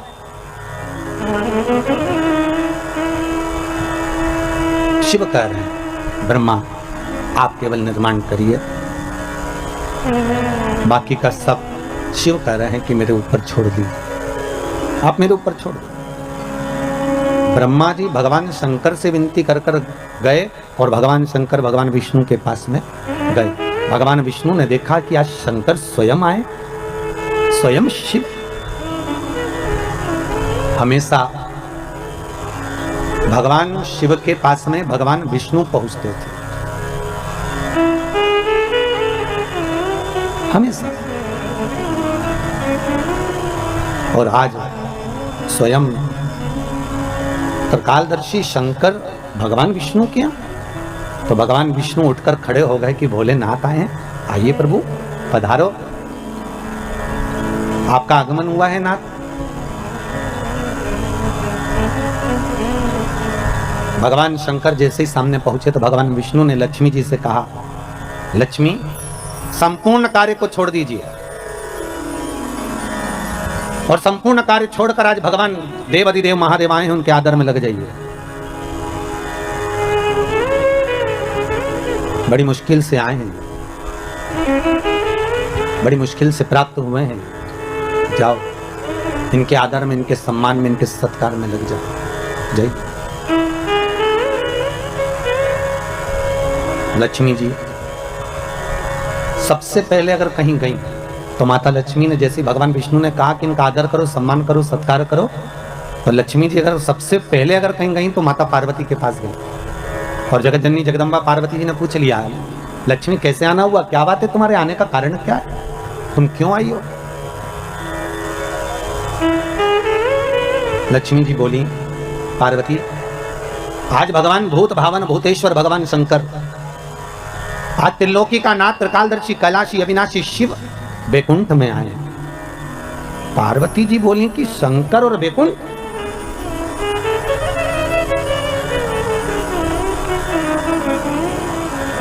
क्या चाहती हो?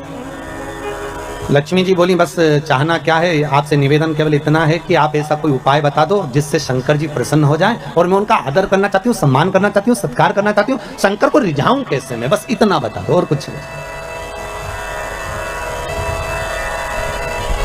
मैं भूत भावन भूतेश्वर को रिझाऊं कैसे, मैं शंकर जी को मनाऊं कैसे, बस इतना बता। पार्वती जी के मुख से निकल गया कि एक लोटा पानी भर लो और शंकर जी पे उंडेल दो, शिव जी पे चढ़ा दो, बस शंकर तो राजी हो जाएंगे, इससे ज्यादा शंकर को चाहिए क्या? अब लक्ष्मी जी ने बड़े मन से पार्वती से कहा कि शंकर को पानी तो चढ़ा दूंगी मैं, पर एक निवेदन करूं मैं कि शिव को कौन सा जल प्रिय लगता है, हम शंकर को कौन सा जल चढ़ाने की शंकर प्रसन्न हो जाए। पार्वती तुम्हारे घर में अगर कोई अच्छा जल रखा हो ना तो एक पात्र भरकर हमको दे दीजिए, तो हम शिव जी को चढ़ा देंगे। और शिव महापुराण की कथा बार बार कहती है कि मंदिर जाओ तो मंदिर का लोटा उठाकर, मंदिर का ही पानी भरकर, मंदिर के शंकर को मत चढ़ाओ। शिव महापुराण कहती है अगर शंकर को जल चढ़ाना है तो अपने घर का जल लेकर जाओ। किसके घर का जल? अपने घर का, दूसरी जगह का नहीं।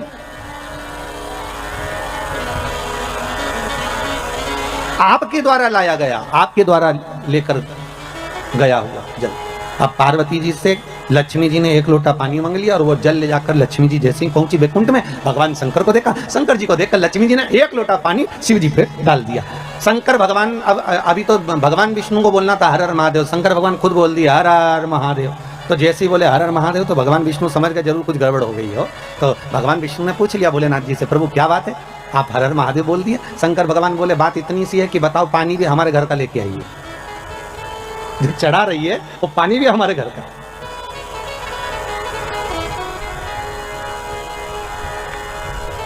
अरे कभी कंस के जन्म की कथा सुनी होगी आप लोगों ने भागवत जी में कि कंस का जन्म क्यों हुआ।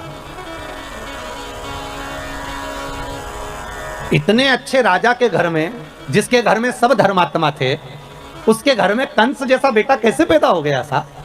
उसका कारण केवल इतना सा था, ये कंस कौन था? पूर्व समय में कुबेर के दरवाजे का द्वारपाल। और कुबेर क्या करता था कि रोज इस द्वारपाल से कहता था कि मैं शंकर जी की पूजन करने जा रहा हूं, तो मुझे फूल ला कर दे दे। और ये द्वारपाल जाता था और बगीचे में जाकर और फूल तोड़ के ले आता था, और फूल तोड़ के लाता और कुबेर को दे देता। कुबेर जी शंकर जी को चढ़ा देते, तो शंकर जी को चढ़ाते। तो ये जो द्वारपाल था, ये जिसके बगीचे से फूल लाता था, ना तो बगीचे के मालिक से पूछता था, ना बगीचे के सेवक से पूछता था, ना पेड़ से पूछता था, ना वृक्ष से पूछता था, ना डाली से पूछता था, और फूल तोड़े और लेकर आया और भगवान को चढ़वा दिए। बस इसलिए तो यह शास्त्र कह रहे, भले फूल लाकर उसने दिए, शंकर जी को भले चढ़े, पर गलती एक कर दी कि जिसके पेड़ थे, जिसके वृक्ष थे, जिसका पौधा था, ना तो माली से पूछा, ना पौधे से पूछा, ना वृक्ष से पूछा, अर्थात फूल की चोरी कर कर भगवान को समर्पित करवाता था। इसलिए इसका कंस का जन्म हुआ। कारण केवल इतना सा, शिव के प्रति आपकी चित्त वृत्ति मन रमा हुआ है, तो फिर आप घबराने की जरूरत नहीं। फिर निवेदन है, एक लोटा पानी, एक बेलपत्र, एक फूल भी अगर आप, मैं ये नहीं कहूंगा कि आप रोज बेलपत्र चढ़ाओ या रोज फूल चढ़ाओ या रोज चावल चढ़ाओ या रोज आप मूंग चढ़ाओ। कई लोगों को सोचने में आता होगा कि गुरुजी ने तो कह दिया कि सोमवार की अष्टमी आए तो मूंग चढ़ाओ, ये त्योहार आए तो ये चीज चढ़ाओ। पर हम अगर कर रहे हैं और आपने अगर दिल से करा है तो उसका फल आपको दिल से मिलेगा भी, ये निश्चित। आप करो तो उसको। कई लोग तो इसलिए करते हैं उपाय कि महाराज ने बोला जरा देखें होए कि नहीं होए। पर मेरा बाबा तो बाबा ही है ना। गेहूं का दाना या बीज जमीन में उल्टा फेंक लो चाहे सीधा फेंक लो, फसल तो ऊपर ही आएगी कि नीचे घुस जाएगी? अरे बोलो तो जम के, ऊपर आएगी कि नीचे आएगी? नीचे तो नहीं जाने वाली, आना तो ऊपर ही है। अब किसको मालूम कि जमीन के अंदर जो मक्का का बीजा डाला है या गेहूं डाला है या बाजरा डाला वो उल्टा गया कि सीधा गया? राम नाम तुमने कैसे बोला, चाहे कपट से बोला हो, चाहे छल से बोला हो, चाहे बेईमानी से बोला हो, चाहे प्रपंच से बोला हो, चाहे भगवत स्मरण से बोला हो, फल तो देगा ना, बीज उगेगा ना, फसल तो आएगी ना, और फसल का पौधा आएगा तो ऊपर ही। उसी तरह तुम कैसे भी राम भज लो, कैसे भी कृष्ण भज लो, कैसे भी शिव भज लो, कैसे भी तुम उपाय कर लो, किसी भी रूप में कर लो, भले तुम परीक्षा लेने के लिए कर रहे हो कि हम परीक्षा लेते हैं, हम देखें जरा होए कि नहीं होए, तो भी होगा।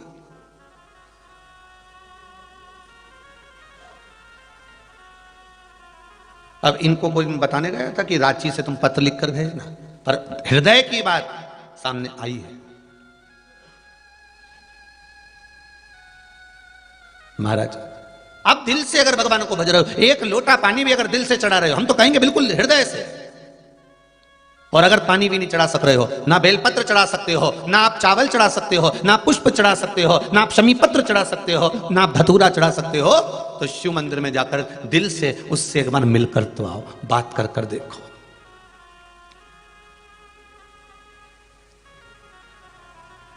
हर चीज का हल है बात। किसी से झगड़ा करना, खूब झगड़ लेना, तुमसे जितनी मर्जी हो उतनी तेज झगड़ लेना, पर शिव पुराण कहती है बात बंद मत करना, बात बंद मत करना। एक पति पत्नी में झगड़ा हो गया, वो दोनों एक दूसरे से बात नहीं करे, 3 महीना हो गया। बात भले नहीं करे पर दोनों एक दूसरे का काम जरूर करे। सुबह पत्नी उठे 7 बजे, चाय बना के टेबल पे रख दे, बोलते नहीं दोनों। पति ऑफिस जा रहा है, वो टिफिन बना के रख दे, बातचीत बंद है। ये कपड़े पटक कर जाए, पत्नी उसको धो दे। पति भी बात भले ना करे, ऑफिस से आता, किराने का सारा सामान लिया था, सब्जी लिया था, देख लेता इसके मोबाइल में बैलेंस 1 महीना हो चुका है, खत्म हो चुका है, तो उसके ध्यान में था बैलेंस डलवा ले। बच्चों को क्या सामान चाहिए, पति बिना बोले लेकर आ जाता। दोनों बात नहीं कर रहे हैं, दोनों बात नहीं कर रहे।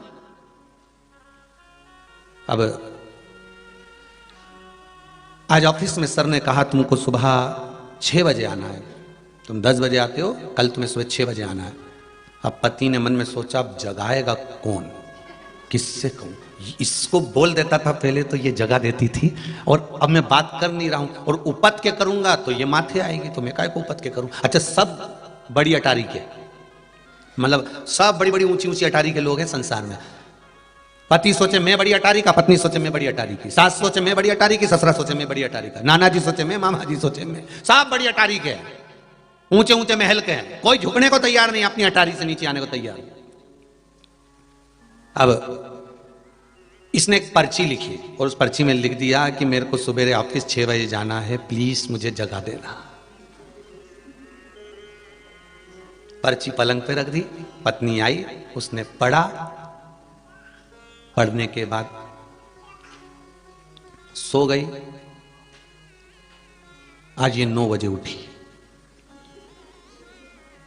पति भी नहीं उठा, वो भी उठते से पत्नी 9 बजे उठी, ये 9:30 बजे उठा। जो उठा टाइम देखा, अरे 9:30, मुझे तो 6 बजे जगना था और उसने लिखा था। उसने भी एक पर्ची रख दी थी,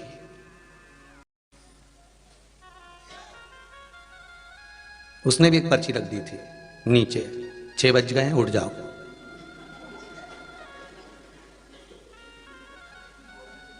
वो भी नहीं बोल रही थी, तूने पर्ची लिख के रखी कि मुझे 6 बजे जगा देना, तो उसने भी लिख दी 6 बज गए उठ जाओ, और पर्ची लिख के रख दिया, आप उठो। वो भी बात नहीं कर रही है, तुम भी बात नहीं कर रहे हो, और काम दोनों के बिगड़ गए। उसको जाना था जरूरी काम से, सर्विस छूट गई, जरा सी बात। खूब झगड़ा करो, खूब लड़ लो, तुम्हारी मर्जी पड़े, खूब विवाद कर लो, पर निवेदन है बात बंद मत करना, बात करो, उससे कुछ सुलह जरूर निकलेगी, कुछ अच्छी जगह तक पहुंच सकते हो। अगर बात नहीं करोगे तो 4 लोग उधर भी मिलेंगे, 4 इधर भी मिलेंगे, वो केवल हरी मिर्ची काट काट के पोहे में बघार लगाएंगे। कोई कोई मीठी नीम भी डाल सकता है, पोहा है, एक पोहा तो एक उपमा, दोनों। बात अगर बंद हो जाएगी तो कई लोग किसी ना किसी रूप में तुम्हें बघार लगाना चालू कर देंगे, कुछ ना कुछ बोलना। तो निवेदन, आप कुछ भी करो, बात बंद ना करिए, बात चालू रखिए। अगर आप शिव जी को 1 लोटा पानी नहीं चढ़ा सकते, जल नहीं चढ़ा सकते, बेलपत्र नहीं चढ़ा सकते, भगवान के लिए आप कोई नियम धर्म धारण नहीं कर सकते, तो शिव मंदिर में जाकर शंकर से बात ही तो कर लो, थोड़ा बैठ के बोलो, तो शंकर से कुछ कहो। तो आप जब शिव से कुछ कहोगे तो बाबा क्यों ना स्वीकार करेगा।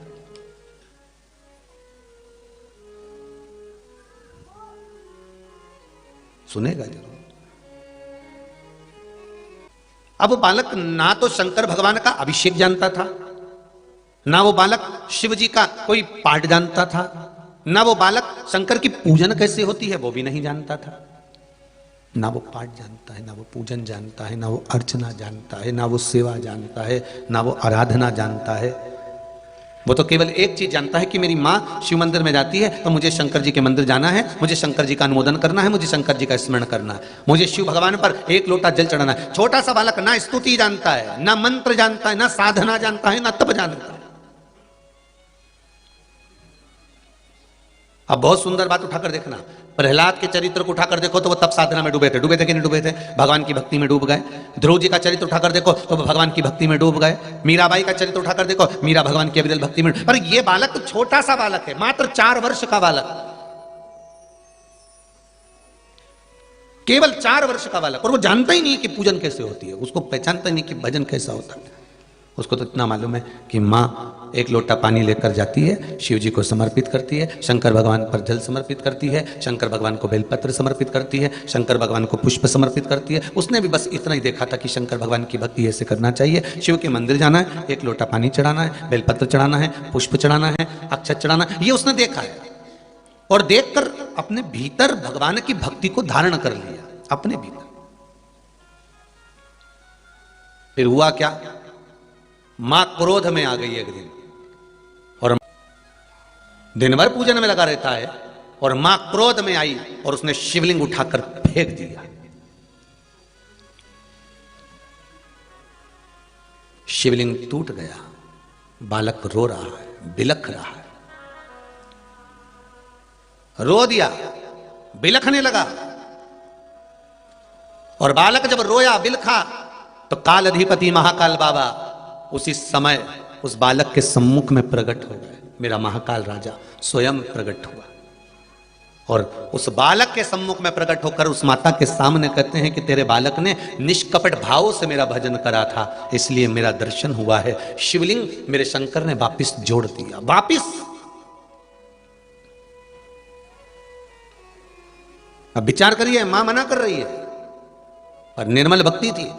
कई घर ऐसे हैं, जितने आस्था चैनल पर कथा सुन रहे हो, फेसबुक यूट्यूब पर कथा श्रवण कर रहे हो ना, कई घर ऐसे हैं, आप पूजन करने जाओगे तो किसी घर में पति नाराज होगा, किसी घर में पति पूजन करेगा तो पत्नी नाराज होगी, किसी घर में कोई पूजन करेगा तो हो सकता है सास नाराज होगी, सास पूजन कर रही है तो बहू नाराज होगी। घर परिवार में तुम सोचो कि सब एक जैसे मिल जाए, तुम्हारे जैसे मिल जाए, कि सब पूजन करें, सब आराधना करें, सब लोटा भर भर कर पानी चढ़ाएं, तो सब एक जैसे नहीं मिल सकते।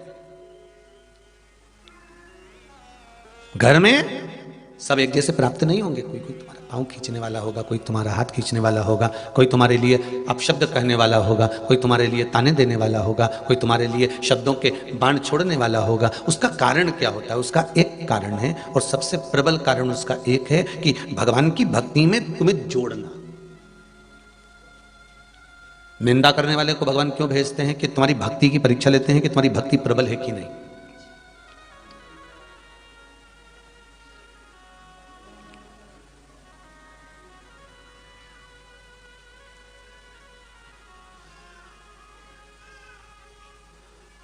एक प्रसंग आता है, पार्वती मैया ने शंकर जी से कहा, सुदामा कृष्ण का प्रिय है,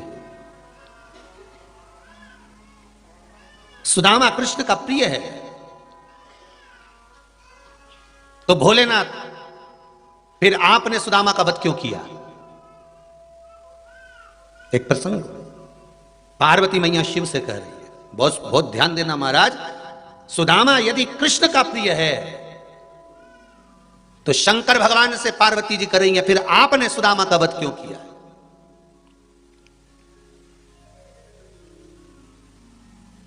फिर आपने सुदामा का वध क्यों करा? स्कंद पुराण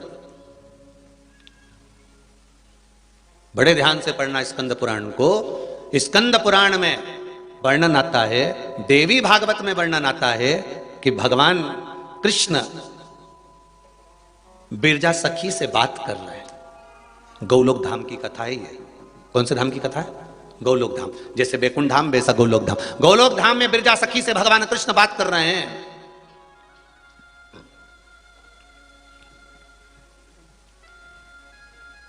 और भगवान कृष्ण बिरजा सखी से बात कर रहे थे।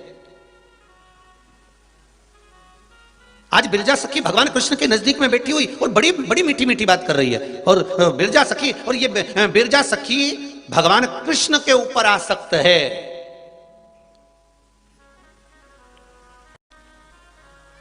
और सुदामा गोप बिरजा सखी पर आसक्त है। यह प्रसंग आपको स्कंद पुराण में भी है और यह प्रसंग आपको देवी भागवत में भी है। बड़े ध्यान से सुनिएगा महाराज, दोनों जगह पर यह प्रसंग आपको मिल जाएगा। जिनके हृदय में संशय हो वो स्कंद पुराण भी पढ़ सकते हैं, देवी भागवत भी पढ़ सकते हैं।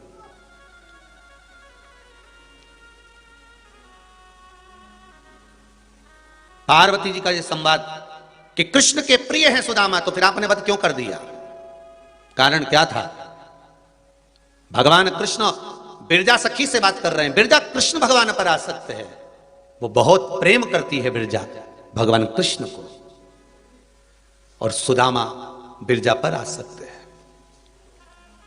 गौलोक धाम का यह पावन प्रसंग, उसी समय पर राधा जी का आगमन हुआ गौलोक धाम में। और गोलोक धाम में जब राधा जी का आगमन होता है, राधा जी जब गोलोक धाम में प्रवेश करती हैं, गोलोक धाम में जब राधा जी प्रवेश करी, उस समय पर राधा जैसे ही गोलोक धाम में प्रवेश करी हैं, बस राधा जी ने जो बिरजा को कृष्ण भगवान के करीब में देखा, नजदीक में देखा, राधा को क्रोध आ गया।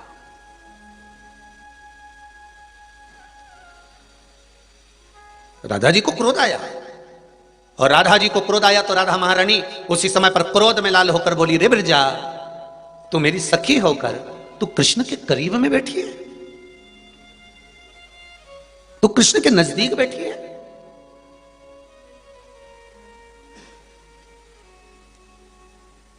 राधा जी कहती है, बिरजा, मैं तुझे श्राप देती हूं, जो कृष्ण स्वामी भगवान कृष्ण के पास में बिरजा तू बैठी है, मैं तुझे श्राप देती हूं कि तू भूमंडल पर जाएगी, मृत्यु लोक में जाएगी, ये मेरा श्राप है तुझको। तो मृत्यु लोक में जाएगी। सुदामा ने देखा बिरजा को श्राप दिया है, तभी सुदामा ने भी कह दिया, राधा मैं तुझे श्राप देता हूं, राधा मृत्यु लोक में तुम भी अवतरित होगी द्वापर में, और तुम्हें कृष्ण का वियोग सहन करना पड़ेगा, तुम्हें कृष्ण का वियोग सहन करना पड़ेगा। राधा जी मुस्कुरा के बोली, ओ सुदामा, ओ सुदामा, तू मुझे द्वापर में आने की बात कहता है, मैं तुझे द्वापर से पहले राक्षस बनने का श्राप देती हूं। मृत्यु लोक में सुदामा तू राक्षस बनेगा।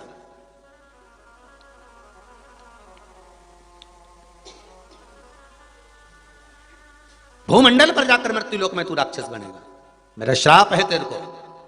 और वो सुदामा जो भगवान के गोलोक धाम में निवास करने वाला, भगवान कृष्ण के सखा के रूप में रहने वाला सुदामा महाराज मृत्यु लोक में आवे, क्योंकि श्राप लगा हुआ था, मेरा श्राप है तुझको। और सुदामा दानवराज दंभ के घर में पैदा हुए, जिनका नाम शंखचूर्ण हुआ। क्या नाम पड़ा? शंखचूर्ण। और शंखचूर्ण का वध किसने करा? पहले की कथाओं को उठाकर देखिए, उसमें कहा शिव ने। शंखचूर्ण बना, और जो बिरजा सखी थी मृत्यु लोक में भ्रमण करती हुई, मृत्यु लोक में एक राजा हुए जिनका नाम था धर्मध्वज। उन धर्मध्वज के घर में एक बेटी का जन्म हुआ जिसका नाम था तुलसी। ये भगवान कृष्ण को प्रेम करने वाली तुलसी, भगवान कृष्ण को स्नेह करने वाली तुलसी, भगवान कृष्ण को अधिक स्नेह करने वाली वो बिरजा सखी आज तुलसी बनकर प्रकट हो गई। धर्मध्वज नाम के राजा के घर में इनका जन्म हो गया, और वो सुदामा शंखचूर्ण बन गया। और शंखचूर्ण बनकर सुदामा शंखचूर्ण बनकर अपनी सत्ता को धारण करते थे, क्योंकि राक्षस घर में पैदा हुए थे। महाराज एक बार ब्रह्मा जी का तप करा इस शंखचूर्ण ने, और ब्रह्मदेव से वर मांगने का चाहा। ब्रह्मा जी वर दीजिए, क्या वर चाहिए तुमको? मुझे वर दीजिए कि मेरे प्राण न छूटे। शंखचूर्ण कर रहा है, शिव महापुराण की कथा कर रही है, शंखचूर्ण कर रहा है कि मुझे वर दीजिए मेरे प्राण न छूटे।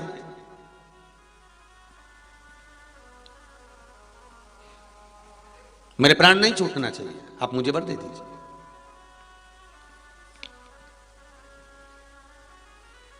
ब्रह्मा जी ने कहा, देखो शंखचूर्ण, प्राण तो छूटेंगे क्योंकि मृत्यु निश्चित है, मरना तो सभी को है, बस भगवान से एक निवेदन जरूर करना, मृत्यु हर एक जीव की आना है, हर एक जीव को जाना है, पर भगवान से एक प्रार्थना करते रहना कि पलंग पर पटक कर सड़ा कर मत मारना।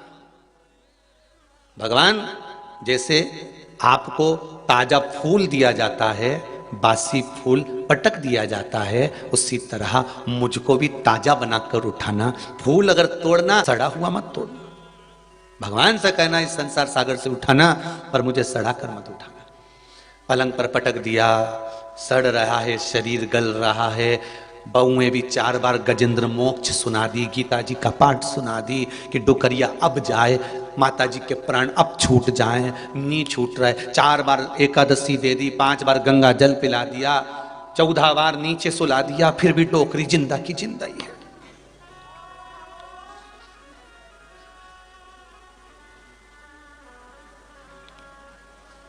फिर भी जिंदा की जिंदा।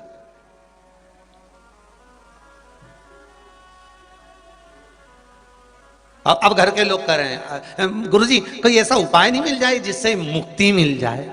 तो गुरुजी तो बता देगा कि उपाय मिल जाए। एक ही तो उपाय है कि पाप जो करा हुआ है इसको काटो, भगवान के भजन से काटो। काटो इसको।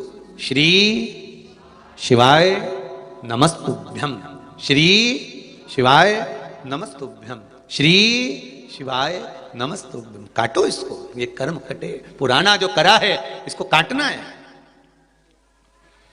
भगवान के मंदिर जाने पर, भजन करने पर, कीर्तन करने पर, मंत्र जाप करने पर, स्मरण करने पर, किसी कुंड में, बावड़ी में, अच्छे सरोवर में स्नान करने पर, गुरु के दरवाजे जाने पर, गुरु का दर्शन कर लेने पर, भगवान का दर्शन कर लेने पर, माता पिता के चरणों को नमन कर लेने पर क्या मिलता है, क्या प्राप्त होता है, क्या मिलेगा हमको? तो शिव महापुराण की कथा कहती है कि गुरु के दरवाजे जाने पर, भगवान के दरवाजे जाने पर, माता पिता को नमन करने पर, परमात्मा के चरणों को धोख लगाने पर, या किसी तीर्थ में जाने पर, किसी कुंड सरोवर बावड़ी में स्नान करने पर क्या मिलता है? तो कहा पूर्व का किया हुआ कर्म जो बेकार है वो कट जाता है और पुण्य कर्म बढ़ जाता है, जिससे हमारे संकट टल जाते हैं। ये एक पत्र लिखा है, संगीता शांतिलाल जी राठौर, जिला शाजापुर, काला पीपल मंडी से हैं। गुरुदेव 15 साल से किराए के मकान में रह रही थी, पत्र में लिखा है 15 साल से किराए के मकान में रह रही थी गुरुदेव। पशुपतिनाथ का व्रत प्रारंभ किया और गुरुदेव पहला व्रत जैसे ही प्रारंभ किया पूर्ण हुआ और हमारे को किसी की सूचना आई कि ये प्लाट है।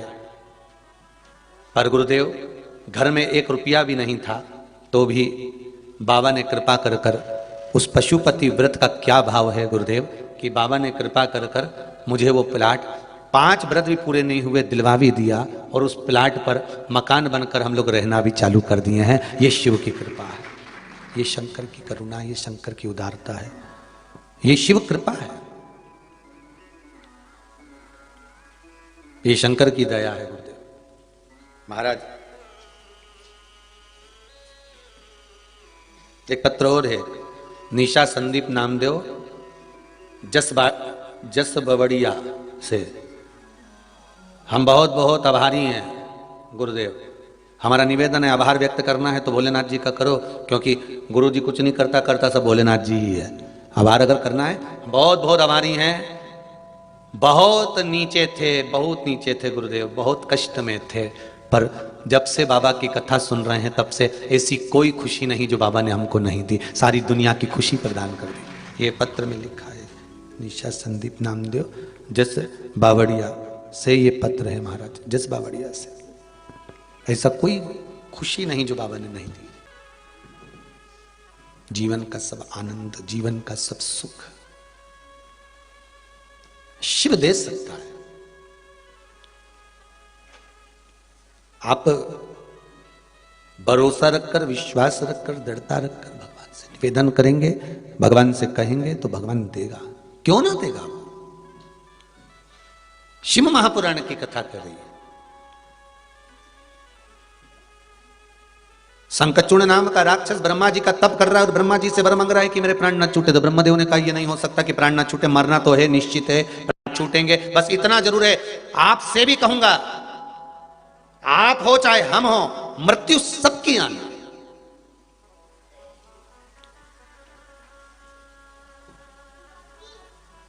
मृत्यु सबकी आना है।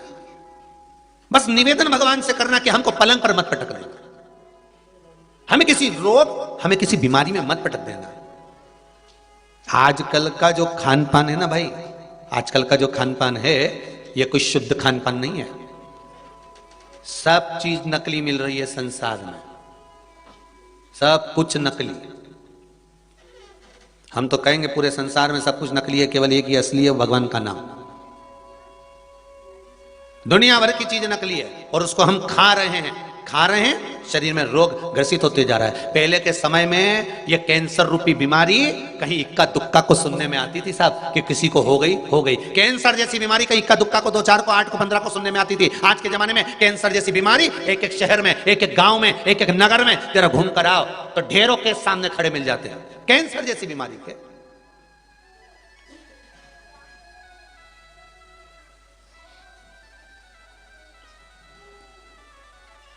एक एक गांव में घूमो साहब, छोटे से छोटे गांव में, नगर में आप जाकर तो देखो, से कैंसर जैसी बीमारी तो लोगों को ऐसी होने लगी जैसे लोगों को बुखार होता था।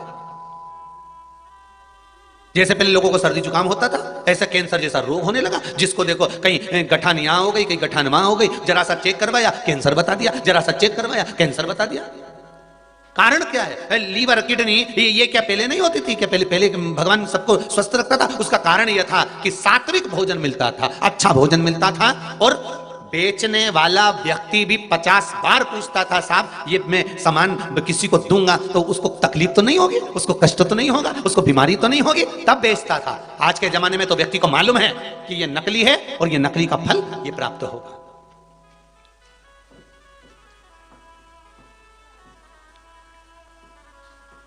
फिर भी बेच रहा है। महाराज, एक करबद्ध निवेदन आप सबसे, रोग बीमारी बहुत बढ़ती जा रही है। एक निवेदन करूंगा, हफ्ते में एक दिन ऐसा बनाओ कि जिस गौशाला में गौ माता को हरा चारा मिलता हो, जिस गौशाला में गौ माता को सात्विक भोजन मिलता हो, उस गौशाला में जाकर गौ माता की, उस गौशाला की सेवा करो। उस दिन गौशाला में जाकर कह दो, गुरुजी, महात्मा जी, बाबा जी, आज हम गौशाला में आएंगे, एक दिन हमारा बांध कर रख लो कि शुक्रवार हमारा है, हम 15 लोग आएंगे। गौशाला में ना तो कोई गोबर उठाए ना कोई सफाई करे, हम 15 लोग सवेरे आएंगे, गौशाला में सफाई करेंगे, गौ माता की पूरी देख रेख करेंगे, सेवा करेंगे। एक दिन शुक्रवार हमारा लिख लो, शनिवार हमारा लिख लो, बुधवार हमारा लिख लो, रविवार हमारा लिख लो, करो सेवा गौ माता की। और हफ्ते में एक दिन गौ माता की सेवा करते करते जब गाय गोमूत्र देवे तो उस गोमूत्र का पान भी करो, और गाय का गोमूत्र मिले उसमें बैठे, जब तुम गोबर साफ कर रहे हो, झाड़ू लगा रहे हो, तो उसी गोमूत्र से स्नान भी करो। हफ्ते में एक दिन ऐसा बना लो कि हमें गौ माता के साथ रहना है। शाम को हम भोजन करेंगे, सुबह हम फलाहार करेंगे और गौ माता के साथ अपना दिन निकालेंगे, और पूरा दिन निकालकर फिर जाएं। जैसे हफ्ते में एक बार लोग जांच कराने जाते हैं, बाद में जांच कराने जाओ, ये कराने जाओ, वो कराने जाओ, जांच पर जांच करवाने जाओ, उससे अच्छा है हफ्ते में एक बार गौ माता की सेवा में लग जाओ। और उस गौशाला में जाना जहां पर देसी गाय हो, जर्सी नहीं।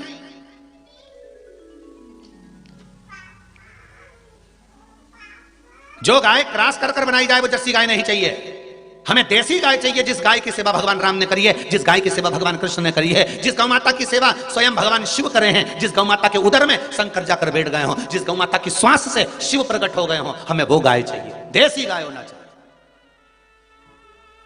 आज के गौशालाओं में देसी गाय भी लोग नहीं रख रहे। कारण क्या है? बड़ी बड़ी गाय, महंगी महंगी गाय 5-5, 10-10 लीटर दूध देती है, देसी गाय आधा लीटर दूध देती है। कौन रखेगा, कौन खिलाएगा?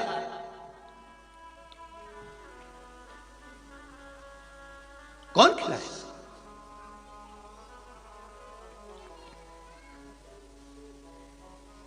ये इतनी बड़ी गौशाला है।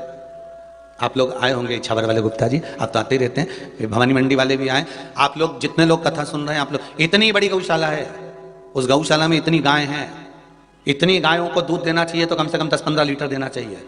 जब शाम को गाय का थोड़ा बहुत दूध निकलता होगा भगवान के भोग के लिए, तो 2-2.5 लीटर से ज्यादा दूध नहीं निकलता होगा, इतनी गाय। अंदाजा लगाइएगा जरा। कारण सब देसी।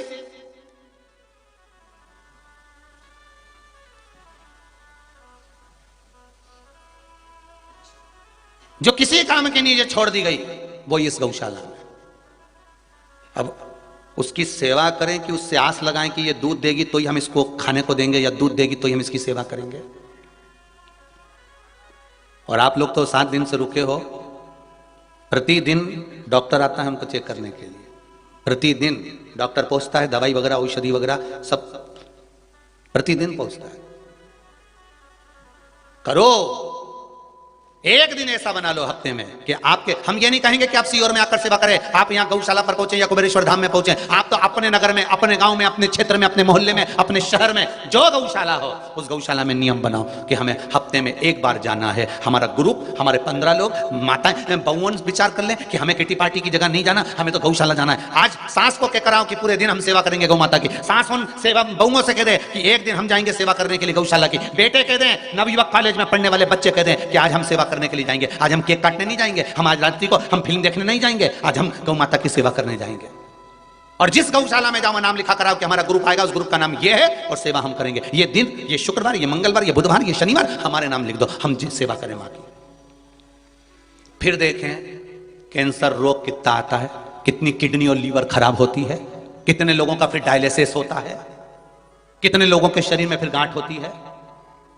तुम करो तो सेवा गौ माता की।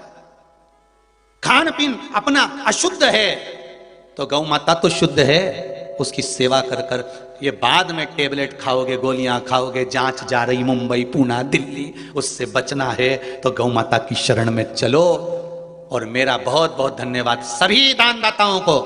आज मकर संक्रांति के दिन फिर धन्यवाद देता हूं कि आपका एक एक रुपया सही जगह पर लगे, ऐसी जगह आप दान करो। जरूरी नहीं कि आप हमारे इधर दो, आपके मन पड़े जहां आपका दिल करे वहां दो। पर बेटा संबंध हो जाता है तो रोती है, और लक्ष्मी पैसा किसी गलत जगह पर चले जाता है तो रोता है। इसलिए तीनों को सोच समझ कर देना कि सही जगह लग रहा है कि नहीं लग रहा है। और हमारा फिर निवेदन है, आप लोग शंकर मंदिर के लिए दान दे रहे हो, चाहे वृद्धाश्रम के लिए दे रहे हो, चाहे गौ माता के लिए दे रहे हो, कभी इस भोपाल और इंदौर के बीच में से निकलो तो एक बार कुबेरेश्वर धाम जाकर देखकर जरूर जाना कि आपने 1 रुपया दिया या 2 रुपया दिया वो सही जगह लग रहा है कि नहीं लग रहा। उसको देखकर जरूर जाना कि आपका धन सही जगह लग रहा है कि नहीं लग रहा है, उसको विचार करना।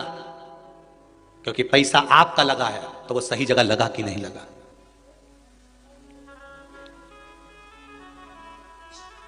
उस धन को सत्मार्ग में लगाइए, इस शरीर को सत्कर्म की ओर लगाइए।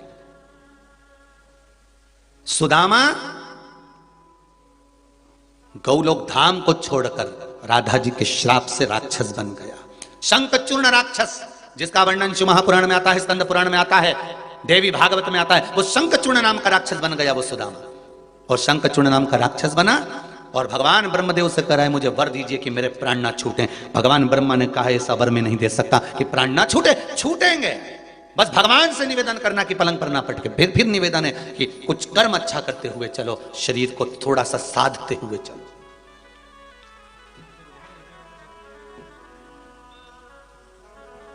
हर जगह नकली के युग में अपन जी रहे हैं साहब। आज के जमाने में तो स्माइल भी नकली हो गई। पार्टी में जाओ तो सरी, किसी की शादी में पहुंचो तो सरी, रिश्तेदार भी एक दूसरे से मिलते हैं तो बस ऊपर से हंसते हैं, अंदर से तो कुड़ते हैं, खूब कमा रिया है, आराम खा रिया है। आज के जमाने में तो स्माइल भी नकली हो गई जी। आप जिनसे मिलते हो वो आपके सामने तो हंस देते हैं, मुस्कुरा देते हैं, प्रेम से मिल लेते हैं, पर भीतर से कितने जल रहे होते हैं ये अंदाजा नहीं लगा सकते हो। पहले तो स्माइल भी असली होती थी, आजकल वो भी नकली है।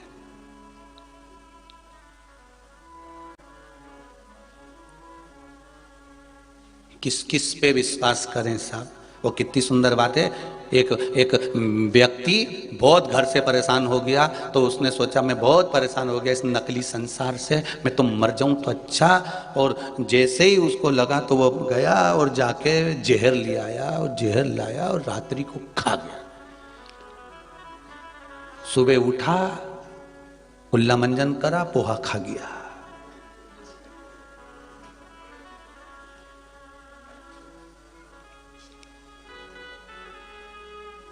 उसने कहा गजब। दवाई वाले के पास गया तो जहर ही दिया था, बिल्कुल बहुत भयंकर वाला, कालकुट विष दिया था, भयंकर जहर दिया था। तो कि मैंने तो खाया था, मरा ही नहीं। चलो अच्छा हुआ नहीं मरा। फिर गया बाजार, भगवान को चढ़ाने के लिए मिठाई ले आया। भगवान तूने बचा लिया। भोग लगाई ने, मिठाई जो खाई ने, आधा घंटा में मर गया। जहर भी नकली था और मिठाई भी नकली थी। जहर नकली था इसलिए बच गया और मिठाई नकली थी इसलिए मर गया। वो भी नकली था। असली मिल कहां रहा है साहब? ढूंढो तो। आज के जमाने में तो असली घी नहीं मिले तो गुरु कहां से मिल जाएगा? असली गुरु ढूंढना भी कठिन है महाराज। सुखदेव जी महाराज जब श्रीमद् भागवत कथा सुनने के लिए गए, 300 ऋषि रास्ते में मिले थे और 300 ऋषि में आखिरी ऋषि थे सुखदेव जी महाराज, श्री सुखदेव जी महाराज। और सुखदेव जी ने एक ही खड़ी खोटी सुना दी। एक सुखदेव जी महाराज ने राजा परीक्षित को एक शब्द का खड़ा कहा। क्या चाहता है राजन? राजा कहता 7 दिन है मेरे पास में। तो गुरु जी ने कह दिया चाहता क्या है? 7 दिन है तो क्या चाहता है? बस आप बताओ। बाकी के संत मिले थे, उन्होंने कहा था हमारे पास बेटी हम यज्ञ करेंगे, ये करेंगे, वो करेंगे, अनुष्ठान करवाएंगे, ये करवाएंगे, आप बताओ क्या करना है।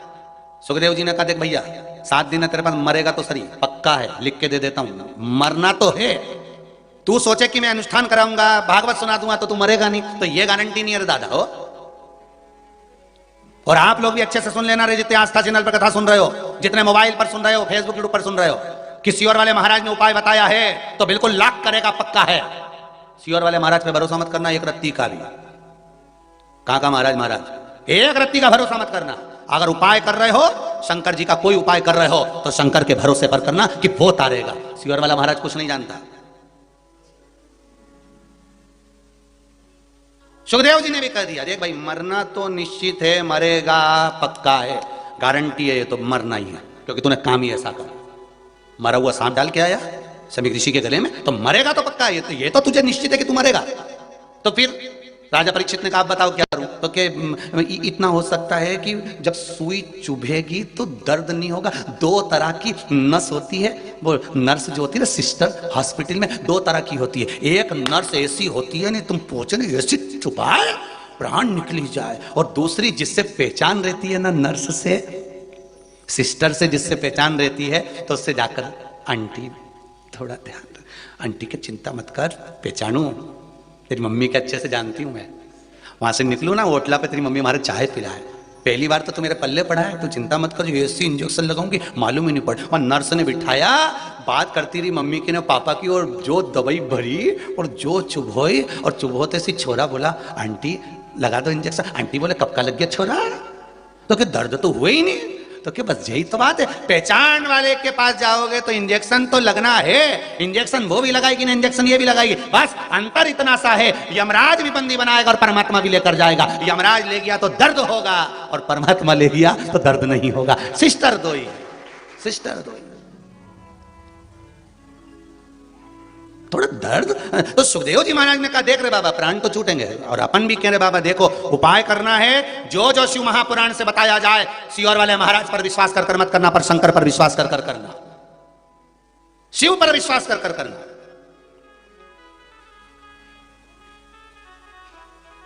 कुछ नहीं जाने बस सियोर वाला महाराज, फालतू की बात है, मिश्रा जी करो, कहे जाने बा भरोसो दृढ़ इन चरणन करो, श्री वल्लभ नख चंद्र छटाविन सब जग माही अंधेरो। आपका भरोसा अगर प्रबल है, भक्ति अगर प्रबल है, विश्वास अगर दृढ़ है, तो भगवान मिलेगा, ये पक्का है, कार्य सिद्ध होगा, ये पक्का है। कई लोग कहते हैं गुरुजी आप इतना बड़ी बात कर देते हो कि 3 महीने में बाबा वापिस बुला लेगा। 3 महीना, शिव महापुराण की कथा भी तो कर रही है, त्रिगुणाकार प्रभु, त्रिकालदर्शी, त्रिनेत्रधारी, त्रिपुंडधारी, त्रिशूलधारी, तो उसके लिए 3 महीना ही भारी, बस बहुत है, उतना ही बहुत है। और जितने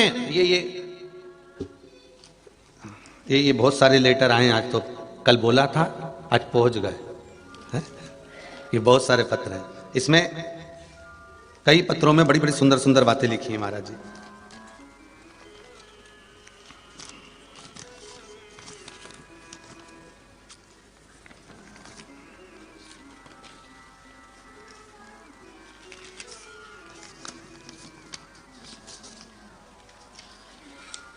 सुनील जी राठौर हैं, घनश्याम दास नगर इंदौर से हैं। आपका पत्र जो मिला है उसमें आपने बड़ी सुंदर बात लिखी है, दोनों पत्र टाइप करके आपने भेजे हैं।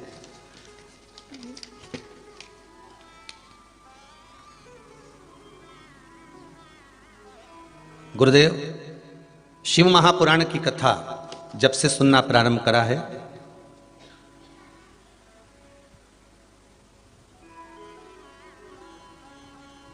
गुरुजी व्हाट्सएप पे पत्र भेजे थे पर वो हम बता नहीं पाए, फिर हमने मैसेज भी करा, वो भी कनकेश्वरी ग्राउंड में जब कथा थी जब भी हमने बोला और हमारी बात नहीं हो पाई, इसलिए हमने पत्र डाक द्वारा भेज दिया। इस पत्र को आप तक पहुंच गया भैया। ओ सुनील जी राठौर जी, आपका पत्र पहुंच गया। आपने लिखा है, क्या मृत्यु के पश्चात देहदान कर सकते हैं? शिव महापुराण की कथा कहती है, जीते जीवी प्रयास करिए कि इस देह से किसी का बुरा ना हो, लोगों का भला ही हो, और मरने के बाद भी आपकी देह से अगर किसी का भला हो रहा है तो आप दान कर सकते हो, मना नहीं है। आपने पत्र में लिखा है क्या मृत्यु के बाद में देदान कर सकता हूं? क्यों नहीं कर सकते? जीते जीवी शरीर से अगर किसी का भला हो रहा है, अगर जीते जीवी शरीर से किसी का भला हो रहा है तो जरूर करना। इस शरीर से किसी का बुरा मत करना। और मृत्यु के बाद भी अगर मैं देना तो करो, कोई दिक्कत नहीं। अगर किसी का भला होता है तो, किसी का अगर भला हो रहा है तो आप कर दीजिए। कई लोग कहते हैं महाराज जी वो नेत्र दान करते हैं, तो लोगों ने भ्रम फैला दिया कि सब हम नेत्र दान कर देंगे तो अगला जन्म होगा तो अंधे बन के पैदा होंगे। हे भगवान, तुम पानी पियो, चाहे तुम हंसी मजाक करो, चाहे तुम ठिठोली करो, चाहे तुम गाड़ी में बैठकर चाय पियो, ड्राइवर अपनी ड्राइविंग में लगा हुआ है, उसको कोई फर्क नहीं पड़ता कि अंदर कौन बैठा है, क्या कर रहा है, क्या नहीं कर रहा है, वो तो बस अपनी मस्ती में ड्राइविंग कर रहा है। उसी तरह ये आत्मा ड्राइवर है। शरीर की इंद्रियां क्या कर रही हैं उसको कोई फर्क नहीं पड़ता। तुम्हारे मरने के बाद तुम्हारी नेत्र किसको लगाया जा रहा है, ये आत्मा से फर्क नहीं पड़ता कि अगला जन्म तुम्हारा अंधा होगा।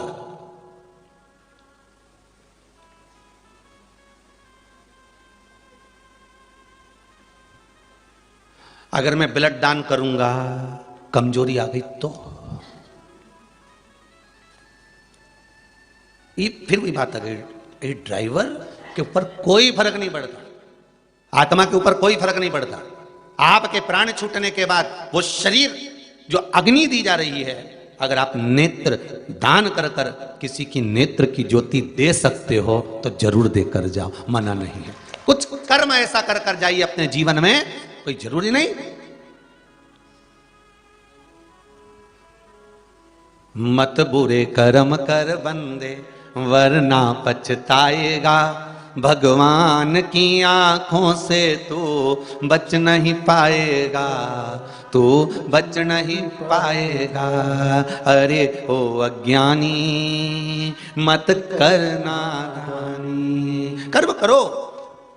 फिर आपने पत्र में एक बहुत सुंदर बात लिखी, गुरु जी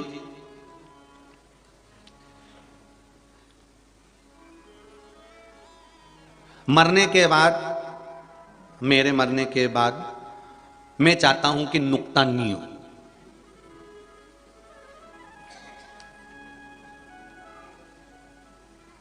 ठीक है, तुम्हारी मर्जी। तुम्हारी प्रॉपर्टी का भी तो नुक्ता होगा। समझना जरा, एक बहुत बड़ी बात बता रहा है। तुम्हारे मरने के बाद तुम्हारी प्रॉपर्टी का भी तो नुक्ता होगा। बड़ा बेटा, छोटा बेटा, बेटी, मंजली बेटी, संजली बेटी, ये वो सब प्रॉपर्टी बांटेंगे कि नहीं बांटेंगे? तो तुम्हारे मरने के बाद अगर तुम्हारे बेटे तुम्हारे लिए कुछ करते हैं, दान पुण्य धर्म सत्कर्म, तो फिर उसके लिए कोई मना नहीं। हम ये जरूर कहेंगे कि बहुत खर्च कर कर नुक्ता मत करो, पर इतना जरूर कहेंगे बेटों को संस्कार देने के माध्यम से नुक्ता करो कि ये मेरे जाने के बाद मेरे बेटे ने मेरे लिए कुछ करा। प्रॉपर्टी का भी तो नुक्ता हो रहा है। तुमने जो घड़ी बांधी है वो भी नुक्ता में जाएगी, जो चेन पहनी है नहीं वो भी नुक्ता की है, जो अंगूठी पहनी है वो भी नुक्ता में। और नुक्ता वाला नुक्ता कौन सा रहेगा? प्रॉपर्टी का नुक्ता, जमीन जायदाद का नुक्ता, सोना चांदी का नुक्ता। ये दूसरों को नहीं मिलेगा, ये परिवार वाले नुक्ता करेंगे। हम ये नहीं कहेंगे कि आप ढेर लोगों को 1000, 500, 2000, 25,000, 50,000 लोगों को इकट्ठा करो। हम तो इतना कहेंगे कि हाँ, प्राण छूटने के बाद बेटों का कर्तव्य है कि पिंडदान करे, तर्पण करे, तिलांजलि करे, सैया करे, गौदान करे, अन्नदान करे, वस्त्रदान करे, मुद्रा दान करे, स्वर्ण दान करे। ये उसकी मर्जी है, क्योंकि गरुड़ पुराण के अंतर्गत लिखा हुआ है। गरुड़ पुराण के अंतर्गत लिखा हुआ है। तो हम ये भी कहेंगे कि आपकी मर्जी है कि मैं चाहता हूं कि मेरे मरने के बाद नुक्ता नहीं हो, नुक्ता नहीं करें, तो ये आपकी मर्जी है। पर बच्चे लोग पिंडदान, तर्पण, तिलांजलि ये जरूर करें। और जो बन सके शरीर से, हम तो फिर कहेंगे जीते जी एकादशी का व्रत करो, जीते जी सैया दान करो, जीते जी आप व्रत करो, जीते जी अन्नदान, वस्त्रदान, मुद्रा दान, स्वर्ण दान, सारे दान जीते जी करो। मरने के बाद की कोई गारंटी।